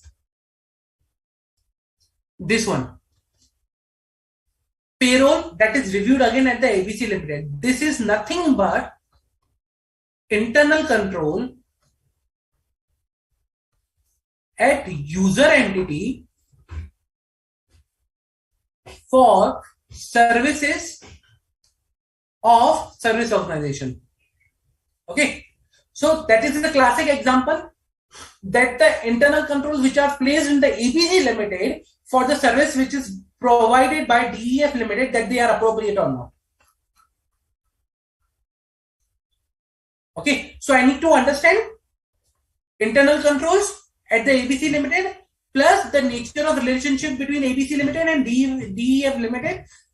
Additionally, then usually then I understand the entities, its environment. Okay, in addition to that. Clear? Okay. Now, once I understand this particular thing, okay, I understand, okay, that this is the internal control. This is basically the relationship. What I need to do is, what I need to understand then is whether there is a sufficient understanding of the nature and the significance of the service provided by the service organization. Okay, means I need to understand how much critical the services are that are provided by the service organization for the user entity. Okay, so basically you can say in our case it's a significant services like payroll, compliance with laws and regulations, cash and bank. So these are the significant services that are being provided. Okay, so I need to understand their significance. Now then I need to understand, okay, what are the internal controls or the processes of system established by. So I need to understand system plus processes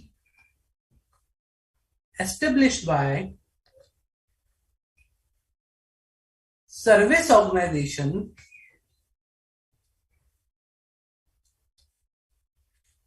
for processing the data of user entity. So which are the controls, or you can say systems they have established for processing the data of user entity? I need to understand that. Okay, and how can I understand? I can understand by there are certain procedures that I can follow to understand, to gather this understanding. That is, either I can obtain type 1 report or type 2 report. Okay, or I can contact service organization, that is the DEF Limited. Okay, and I can ask them, okay, please provide me specific information. I can contact service organization to obtain specific information.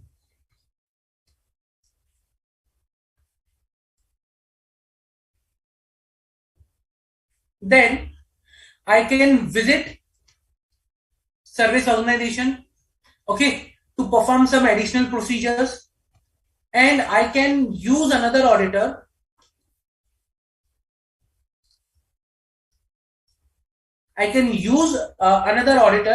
to perform these procedures for me. Okay, so these are the things I can do to understand the environment and the systems present at the service organization for processing of data at user entity. I'm just understanding the environment as of now. So what I am understanding is Internal control as a user entity related to the service provided by service organization. How user entity uses the service organizations and what are the service provided by the service organization.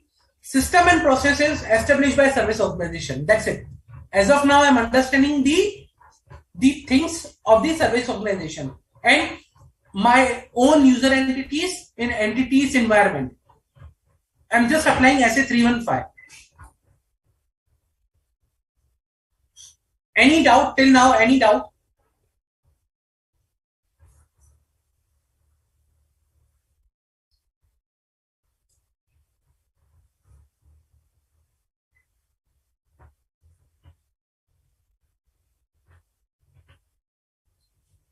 So to understand the degree of relationship, you need to understand the materiality of the transactions. Namita, when you have a limited time, you think, you may not be able to visit contact service organization or use some other auditor, you may choose to obtain type 1, type 2 report. I'll come back to that. What is type 1, type 2 report? So now, as I said, we can, understand by type 1, type 2 report. So for that, we need to understand what is type 1 and type 2 report and how they can help us. Okay. So I'll be now discussing about these particular topic, type 1 and type 2 report. So this helps us to understand the system and processes established by the service organization. So we'll understand how they help us. What are these reports basically?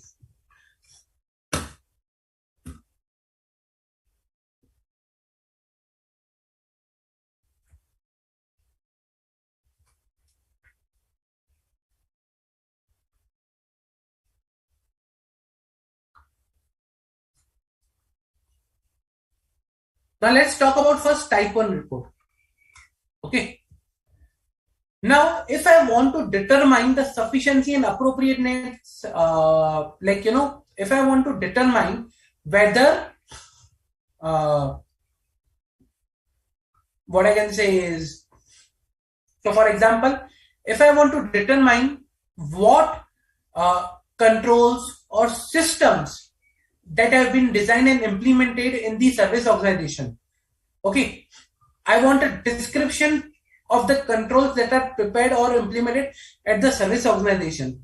Okay. Then I can obtain a type 1 report. So type 1 reports provides me a description,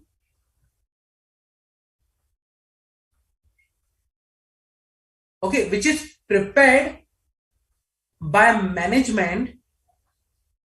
This is the description prepared by management of the service organization of SO. Okay. I'll take this.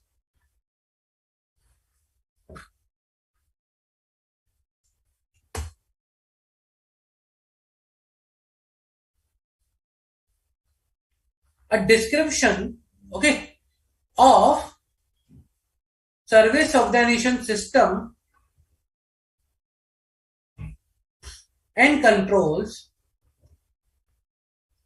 Okay, a description of service organization system and controls at a specified date.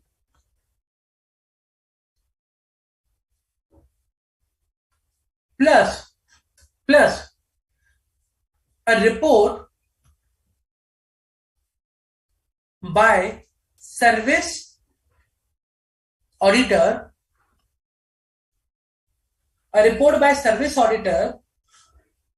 that the descriptions, or you can say controls and related controls, including the design of the controls to achieve the specified control objectives is appropriate. So a report by service auditor providing reasonable assurance that the system and controls are designed effectively, basically. Okay, nothing. I'm looking into two things. Type 1 report, it will provide me description of a control on a specified date, plus a report by service auditor that they are designed effectively, that they meet the control objective. When I say design effectively means they meet the control objective. Now people will ask, what is the control objective? Okay. Now you might be wondering, what is control objective? A control objective of a control is to mitigate the risk. Mitigate the risk at the acceptable low level. That is the control objective. Okay. So in this case, service auditor will provide that, okay, they are designed effectively to mitigate the risk at the acceptable low level. That's it. That's a type 1 report. Now, when I talk about type 2 report, just give me 1 minute. I need to bifurcate the line.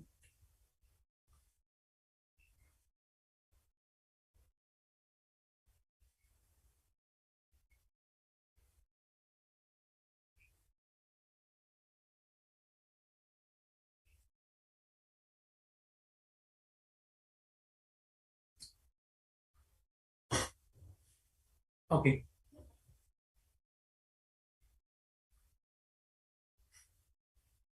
So when I talk about type 2 report,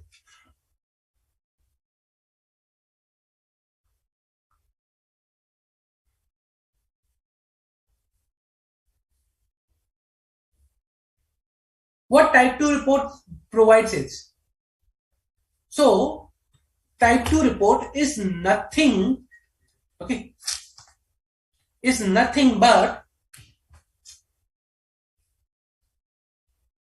a description prepared by management at a specified date.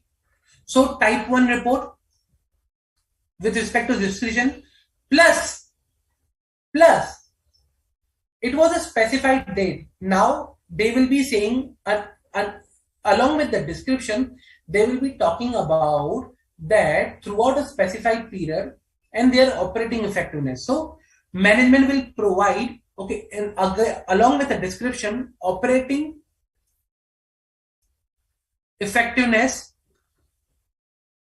okay, throughout the period. So whatever there is in type 1 plus operating effectiveness throughout the period of the control of the system. Second, what will be the thing is, type 2 report will contain reasonable assurance.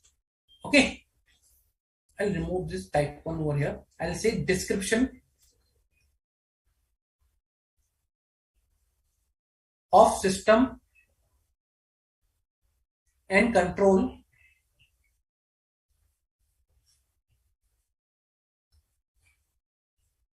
plus the operating effectiveness throughout the period, and reasonable assurance by service auditor, reasonable assurance by the service auditor that the description of the service organization system, control, or you can say design of the control are appropriate to achieve the specified control objectives and they were operating effectively. So service auditor will provide that they were design efficiency plus operating efficiency of these systems. Okay, so service auditor will provide you that the controls were designed effectively and efficiently and they are operating effectively. Okay, so that is the one thing they will provide, plus they will provide the test they have carried,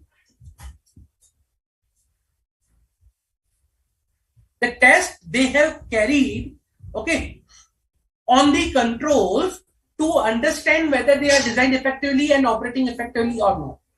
A description of the service auditor's test of the controls and the results thereof. So tests they have carried and results of that test. Okay, so that is the type 2 report. Clear?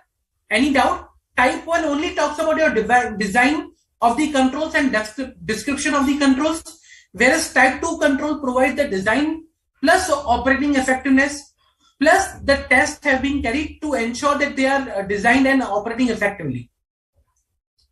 So type 1, when you add operating effectiveness to the type 1, it becomes type 2. Clear?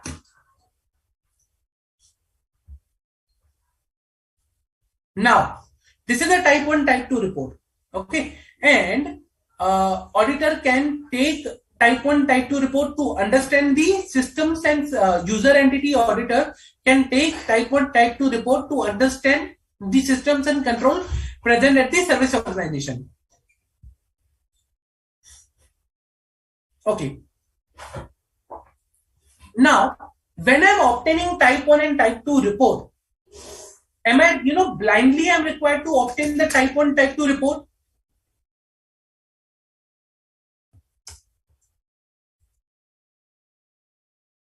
Am I obtained, I'm like blindly required to rely upon type 1, type 2 report?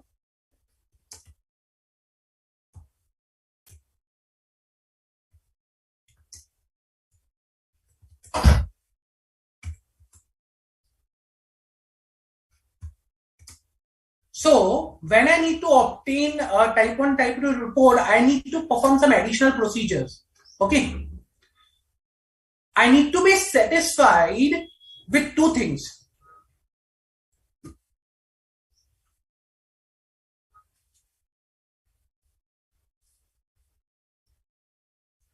One, the service organizations, service auditors,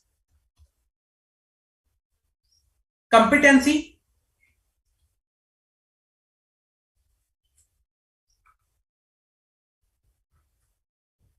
so service organization, service auditors, competency, that he should be competent enough, basically, except where he is a member of ICI.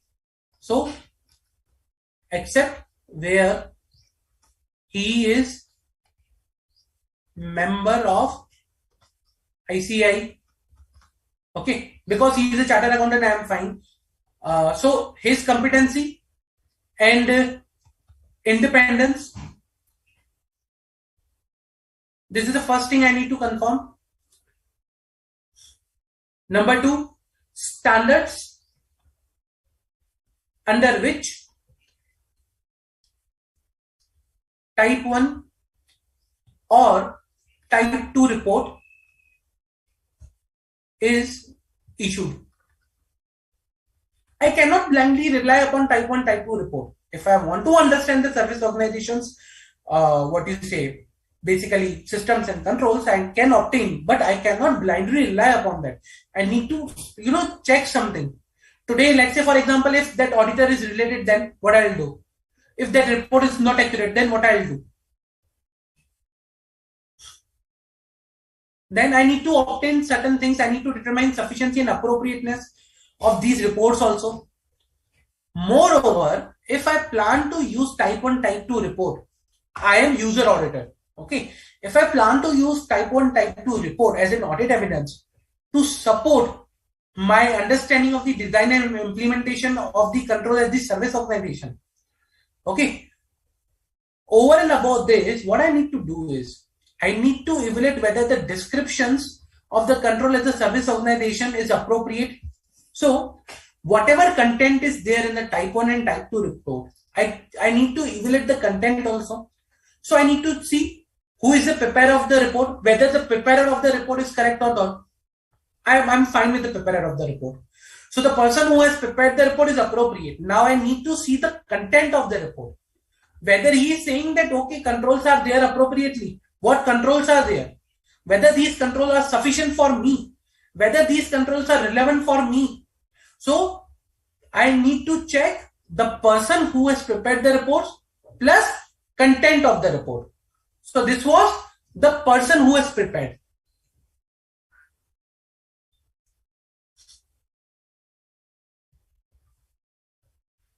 So I'll keep it here.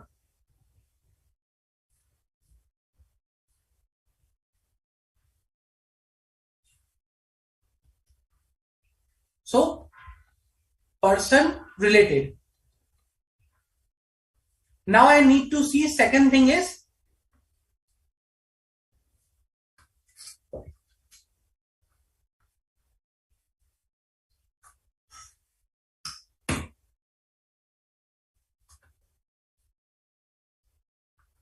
content related.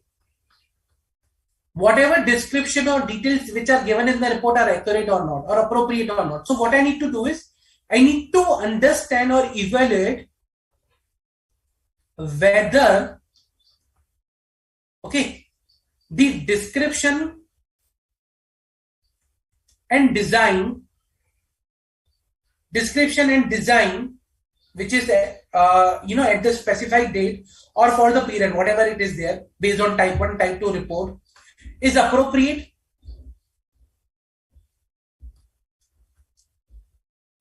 Then I need to see whether, okay, I need to evaluate the sufficiency and appropriateness of the evidence.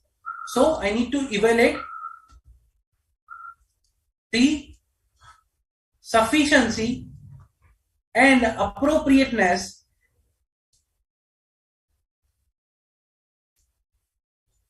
of the evidence provided by report.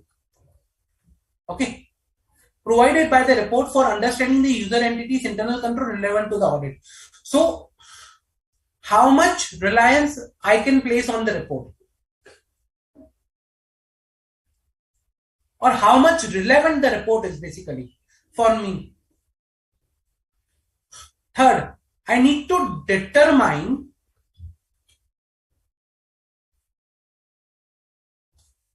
the very important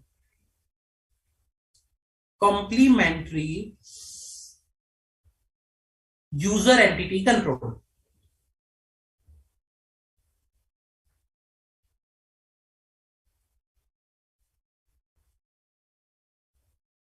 Determine the user entity control and okay, which are the user entity control, okay, and complementary user entity control, and whether they are designed and implemented appropriately. So determine whether complementary user entity control are designed effectively and are operating effectively. Now this particular term, complementary user entity control, we have already seen this particular thing. Okay, we have already seen this particular thing. So this is nothing but, when I talk about complementary user entity control, it is nothing but controls that the service organization assume in the design of its service, that will be implemented by the user entity, which is necessary to achieve the control objective. Okay, and are identified in the description of the system. Means these are the controls. Complementary user entity controls are certain controls that service organization assumes that user or entity will follow. So for example, in our payroll case, okay, if service organization assumes that there is no need of review, they say that there is no need of review, reason because the review will be performed by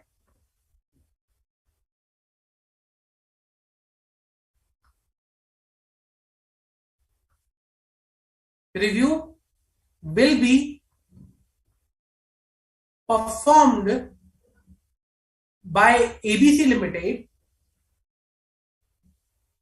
instead of this particular thing, then this becomes complementary user entity control.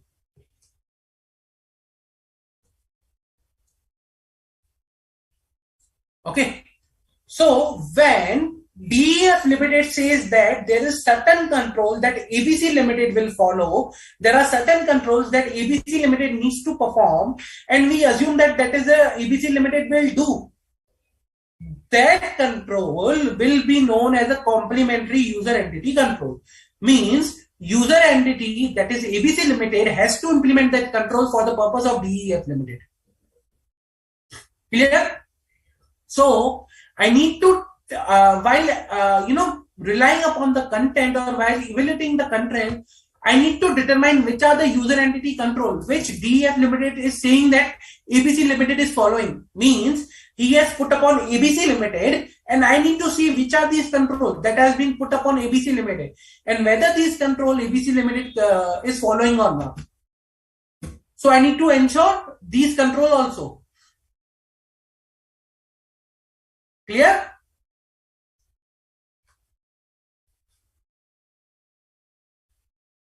Any doubt?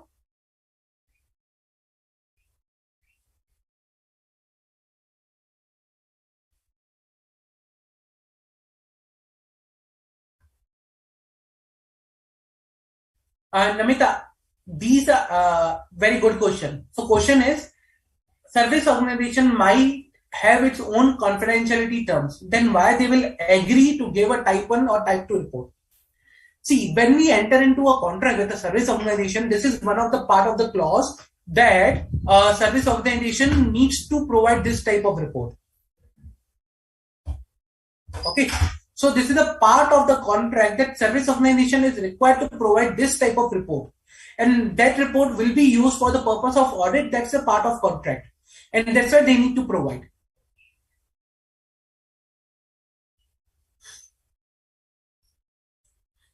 If, again, very good question. If the auditor is not satisfied with the relevance of the control, then what he will do? If the auditor is not satisfied with the relevance of the control, then he needs to perform additional procedures or additional things to ensure that the that particular risk is mitigated and appropriate and sufficient audit evidence is obtained. Okay. That is the thing auditor needs to do.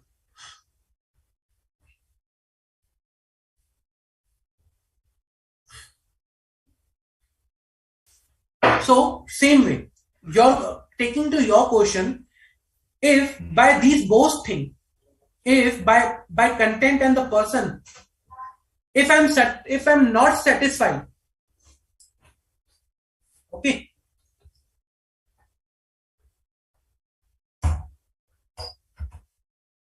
if I'm not satisfied that I have obtained, or I can say not obtained, sufficient and appropriate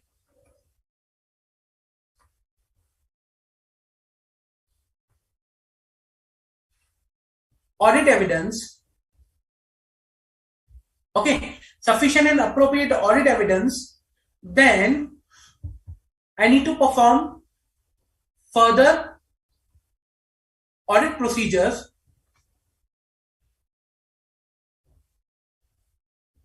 to obtain sufficient and appropriate audit evidence, or I may need to use, or I may require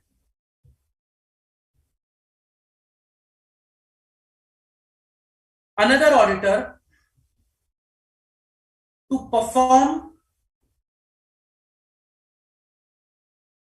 procedures at service organization. Okay. So either I may perform additional audit procedures, or either I may ask another auditor to perform additional procedures as service organization on my behalf.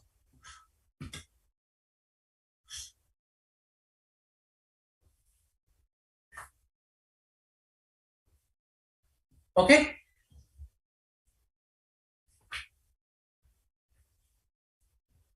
So that was understanding the entities environment. And when I say I was understanding the entities environment, I understood what type of service I receive from service organization, what are the internal controls that are being placed at the service organization, system and processes of the service organization, and that too through type 1, type 2 report, or I may contact service organization, or I visit service organization, or I use another auditor. Okay.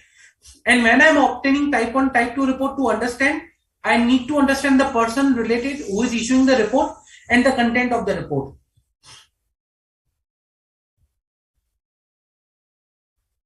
Clear?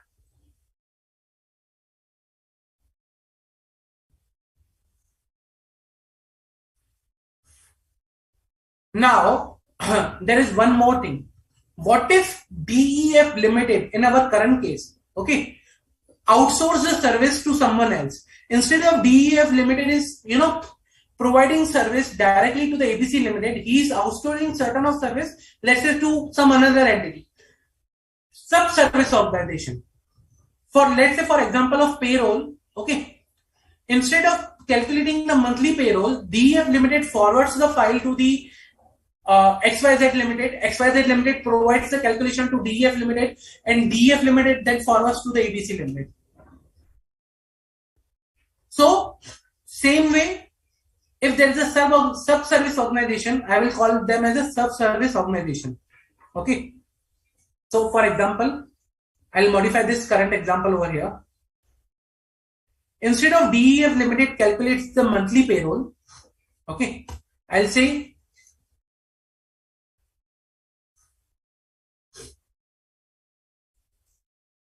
over here, DEF Limited forwards to XYZ Limited for calculation, and XYZ Limited then forwards the calculation to DEF Limited. Okay, and then DEF Limited, let's say for example, not calculates but reviews the monthly payroll. I'll remove this as of now.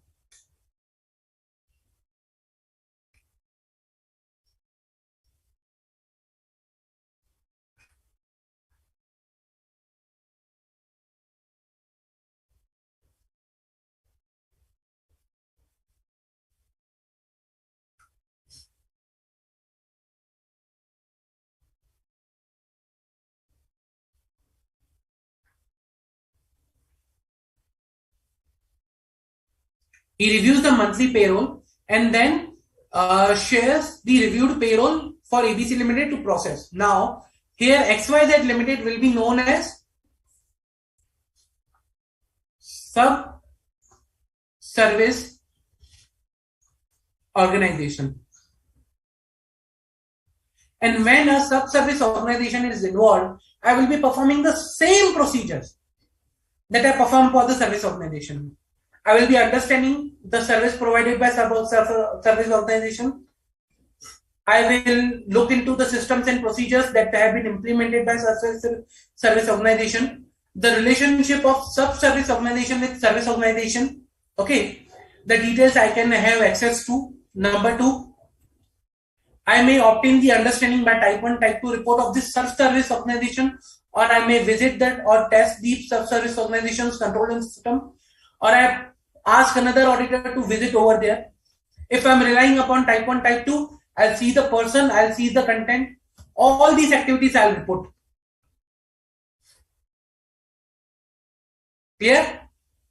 So, in case of a sub-service organization, I will be performing the same procedures that I perform for a service organization.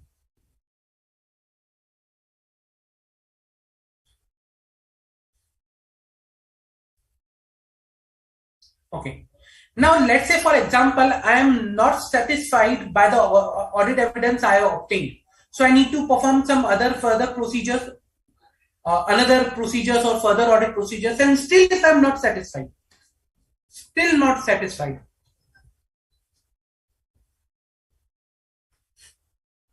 then I need to modify my opinion.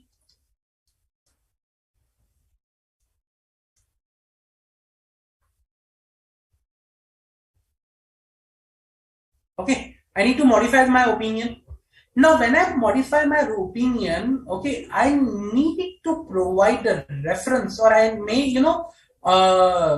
say that I am unable to obtain the audit evidence regarding service provided by the service organization. So, when I modify the opinion, I'll mention that I am not able to obtain sufficient and appropriate audit evidence for service provided by service organization. What if I am satisfied?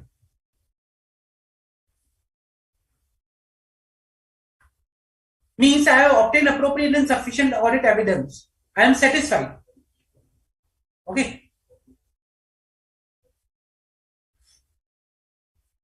Satisfied by sufficient and an appropriate audit evidence. Then I'm satisfied. Okay, this is fine. Service organization has appropriate controls. Everything is good. No issues. What should be I doing? Should I refer something in my audit report? Should I mention that I relied upon type 1, type 2 report? Okay. Should I mention something, reference in my audit report? Then, if I'm satisfied, then no need to refer the type 1 or type 2 report. No need to refer the work of a service auditor in user auditor's report in unmodified opinion. Okay. Unless required by law, you are not required to mention. If it is required by law to mention, then mention that this does not reduce the user auditor responsibility, that it does not reduce or diminish my responsibility by relying upon type 1, type 2 report. So, first of all, do not mention. If you are mentioning because it is required by law, then mention that this does not reduce user auditor's responsibility for audit opinion.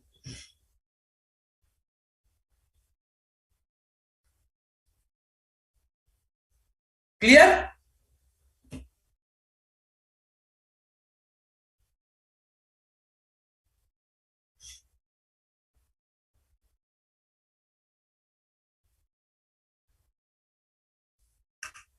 Whether service organization is required to give in writing all complementary user entity controls to user entity? Answer is yes. That is a part of type 1, type 2 report.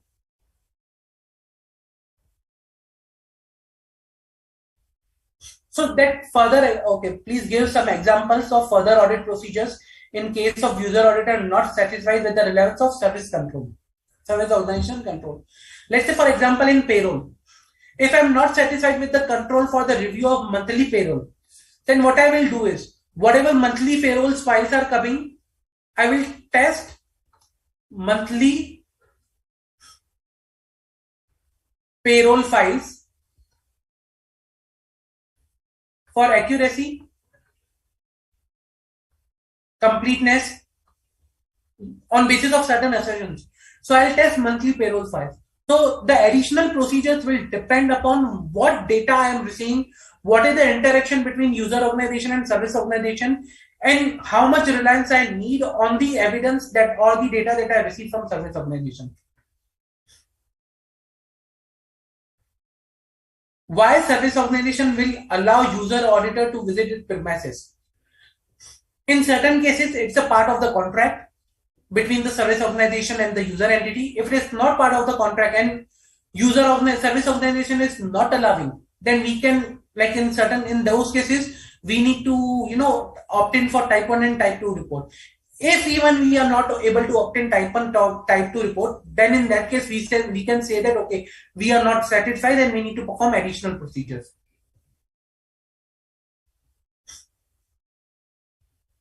Any further doubt, guys?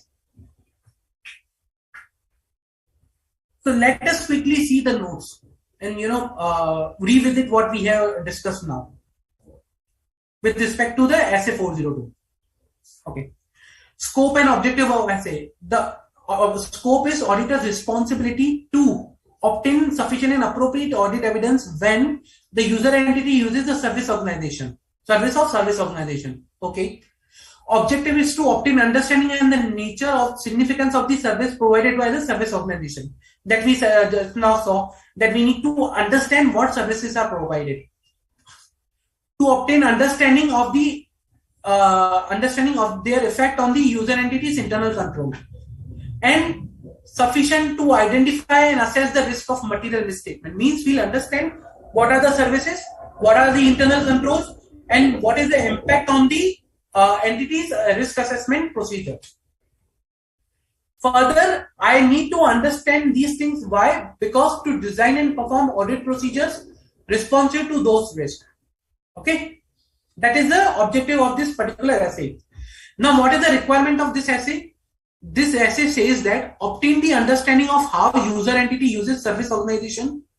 For that, I need to understand the nature of service, significance of those service, effect of service on internal controls, materiality of the transaction, relationship between both service organization and user entity, and degree of interaction. That is a short form, NSME, NSE, MRD. Okay. And I need to obtain the understanding of internal controls relevant to the service provided by service organization. That the review that is being done in the user entity, that is ABC Limited.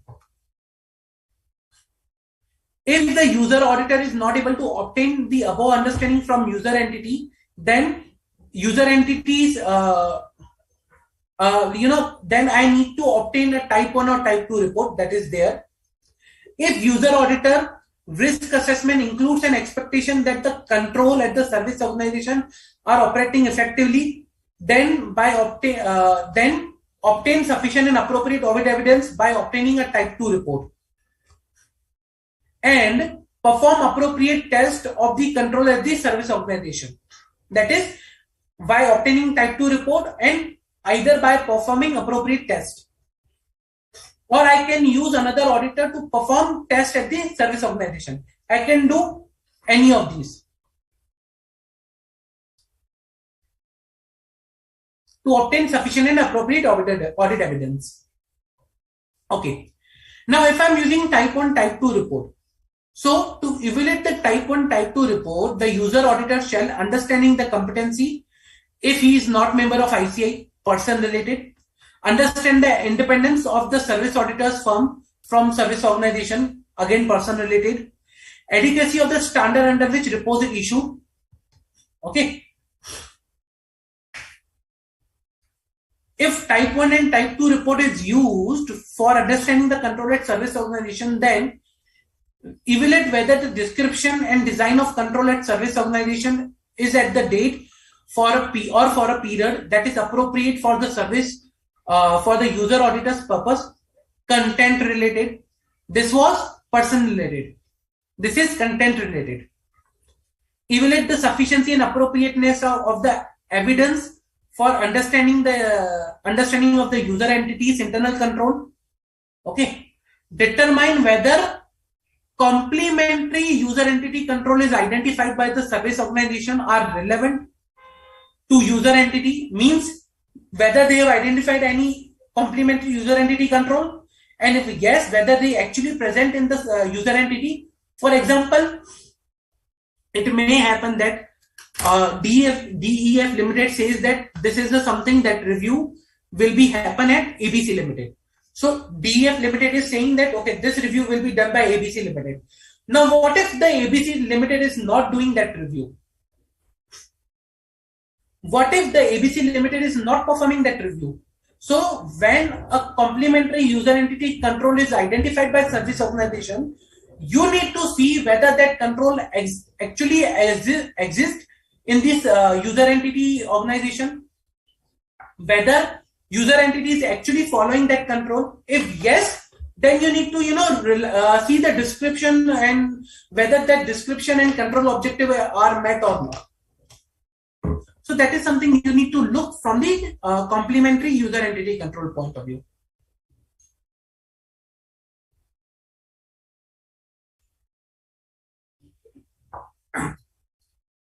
So, if so, then obtain an understanding of the complementary user entity controls, whether the user entity designed and implemented such controls.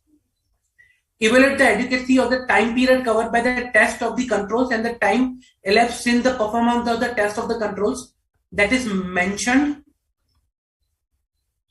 in type 2 report.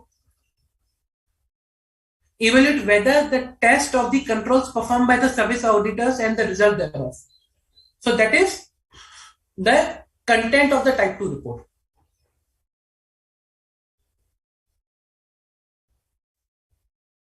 Other requirements.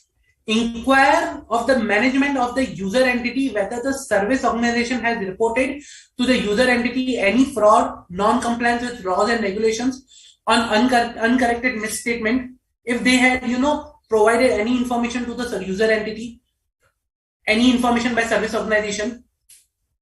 If yes, then we need to evaluate accordingly.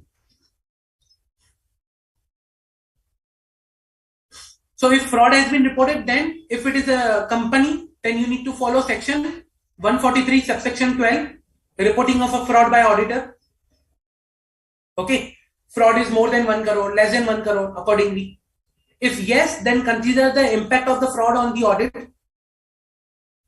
Auditor is not required to refer the service auditor in the unmodified audit report unless required by the law. If referring to the service auditor work in the unmodified audit report, then mention that this does not reduce the auditor's responsibility. Okay. Moreover, in case of a modified opinion, if it is necessary to refer the service auditor's work in audit report, then mention this does not reduce the auditor's responsibility. Okay. And user auditor shall modify the opinion if the user auditor is unable to obtain sufficient and appropriate audit evidence regarding the service provided by the service organization. So that is a requirement of this particular standard. So audit consideration relating to an audit entity using service organization. We understand the service organization's service relationship, that is nature of service, significance of service, effect of service, materiality of transaction. Then we will try to understand what are the control and system placed in the service organization. How we will do, either we will visit, either we will interact with the service organization, either we will ask another auditor to perform these procedures for us, or we will obtain type 1, type 2 report. If we are obtaining type 1, type 2 report, then we need to see person related, whether the person is independent, whether the person is competent, whether the adequacy of the report, like standards which are under which the report is prepared. Then we will see the content of the report. And there are other requirements with relevant regarding the reporting of the service organization's auditor work in the audit report and the fraud, if any, reported by the service organization.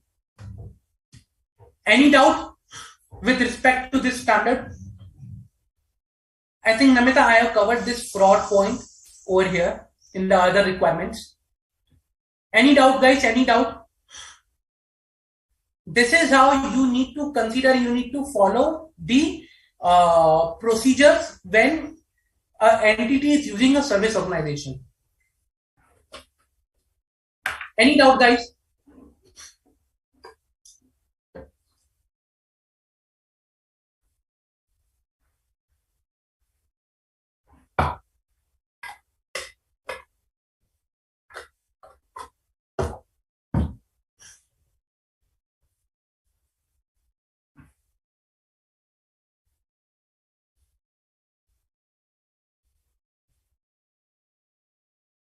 Okay.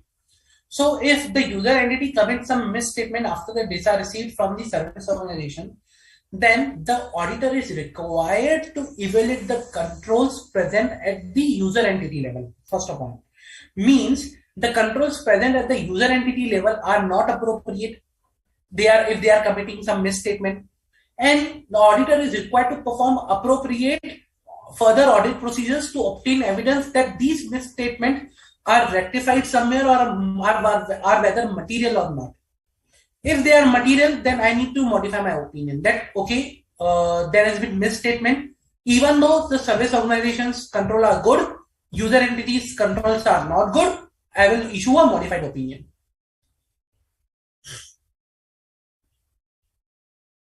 Okay, so what I will do is, with respect to the fraud, I will inquire with the management of ABC Limited that whether DEF Limited has provided you any information regarding the fraud that has happened in the DEF Limited. If yes, then I will evaluate the impact of that information provided by the DEF Limited to ABC Limited on my audit planning. Plus, I will consider reporting as per section 143 subsection 12 if this is a company.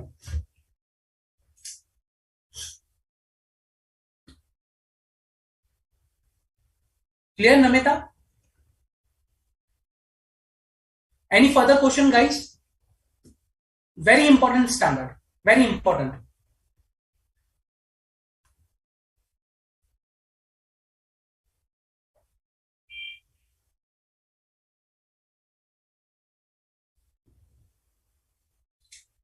Guys, I'll suggest read the topic after this lecture. Okay, read thoroughly, come up with your questions, because your questions are very important for us. It will enhance your clarity about the topic. First, understand why the standard has been made, what is the purpose of this standard, and then we will go and read the standard in detail. That will give you more clarity. Okay. Now, considering the time limit, the time that is left for today's lecture, I will be taking the questions for this particular standard in the next lecture with the start. Okay, I will be taking the MCQs past question on this standard, and then we will move forward for the 500 series.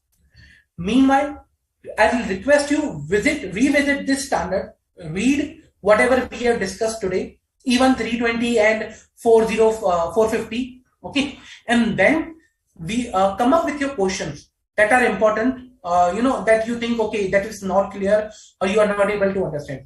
How much it is, it is not, you shouldn't be focusing on whether it's a silly question or it's a, small question. Whatever type of question it is, please ask. Whether silly, repetitive, fine. If it is already being asked, ask again, fine, no issues. If you are not able to understand, ask again, multiple times. But the more important point is, ask the question if you are not able to understand. Also, please provide your feedback about the lectures, whether you are understanding the lectures or not. Okay, whether you are liking the lectures or not, or what additional you need from our side with respect to these lectures. That is very important for us. So please provide your feedback in mobile app. Okay, so we are constantly looking those feedbacks, and we are trying to provide as we receive the feedback. Okay, guys? Any doubt with respect to this? Any doubt?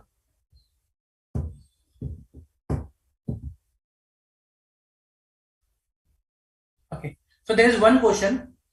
Will auditor discard the data received from service organization if fraud discovered in that data? That depends upon the type of fraud and the impact on my audit procedure. So let's say, for example, a fraud can be for a particular period. Let's say, for example, fraud happened in the month of January. I may not disregard the data that has been received for the month of February, March, or other months that are not related. If it is a continuing fraud, then I may disregard the data for that particular period. Again, what extent of data I may disregard depends upon the type of fraud. I may disregard a portion of data. I may disregard, some certain parameters of the data. But again, that depends upon the type of fraud and the data that is impacted by the fraud. That is a very subjective thing that depends upon the fraud that is involved into the place. Sure, Namita.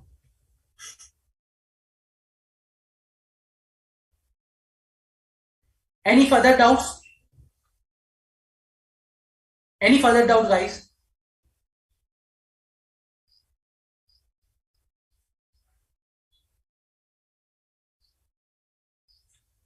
If no further doubts, then we can conclude the session, and I will be taking the questions, as I said, in the next lecture. Okay?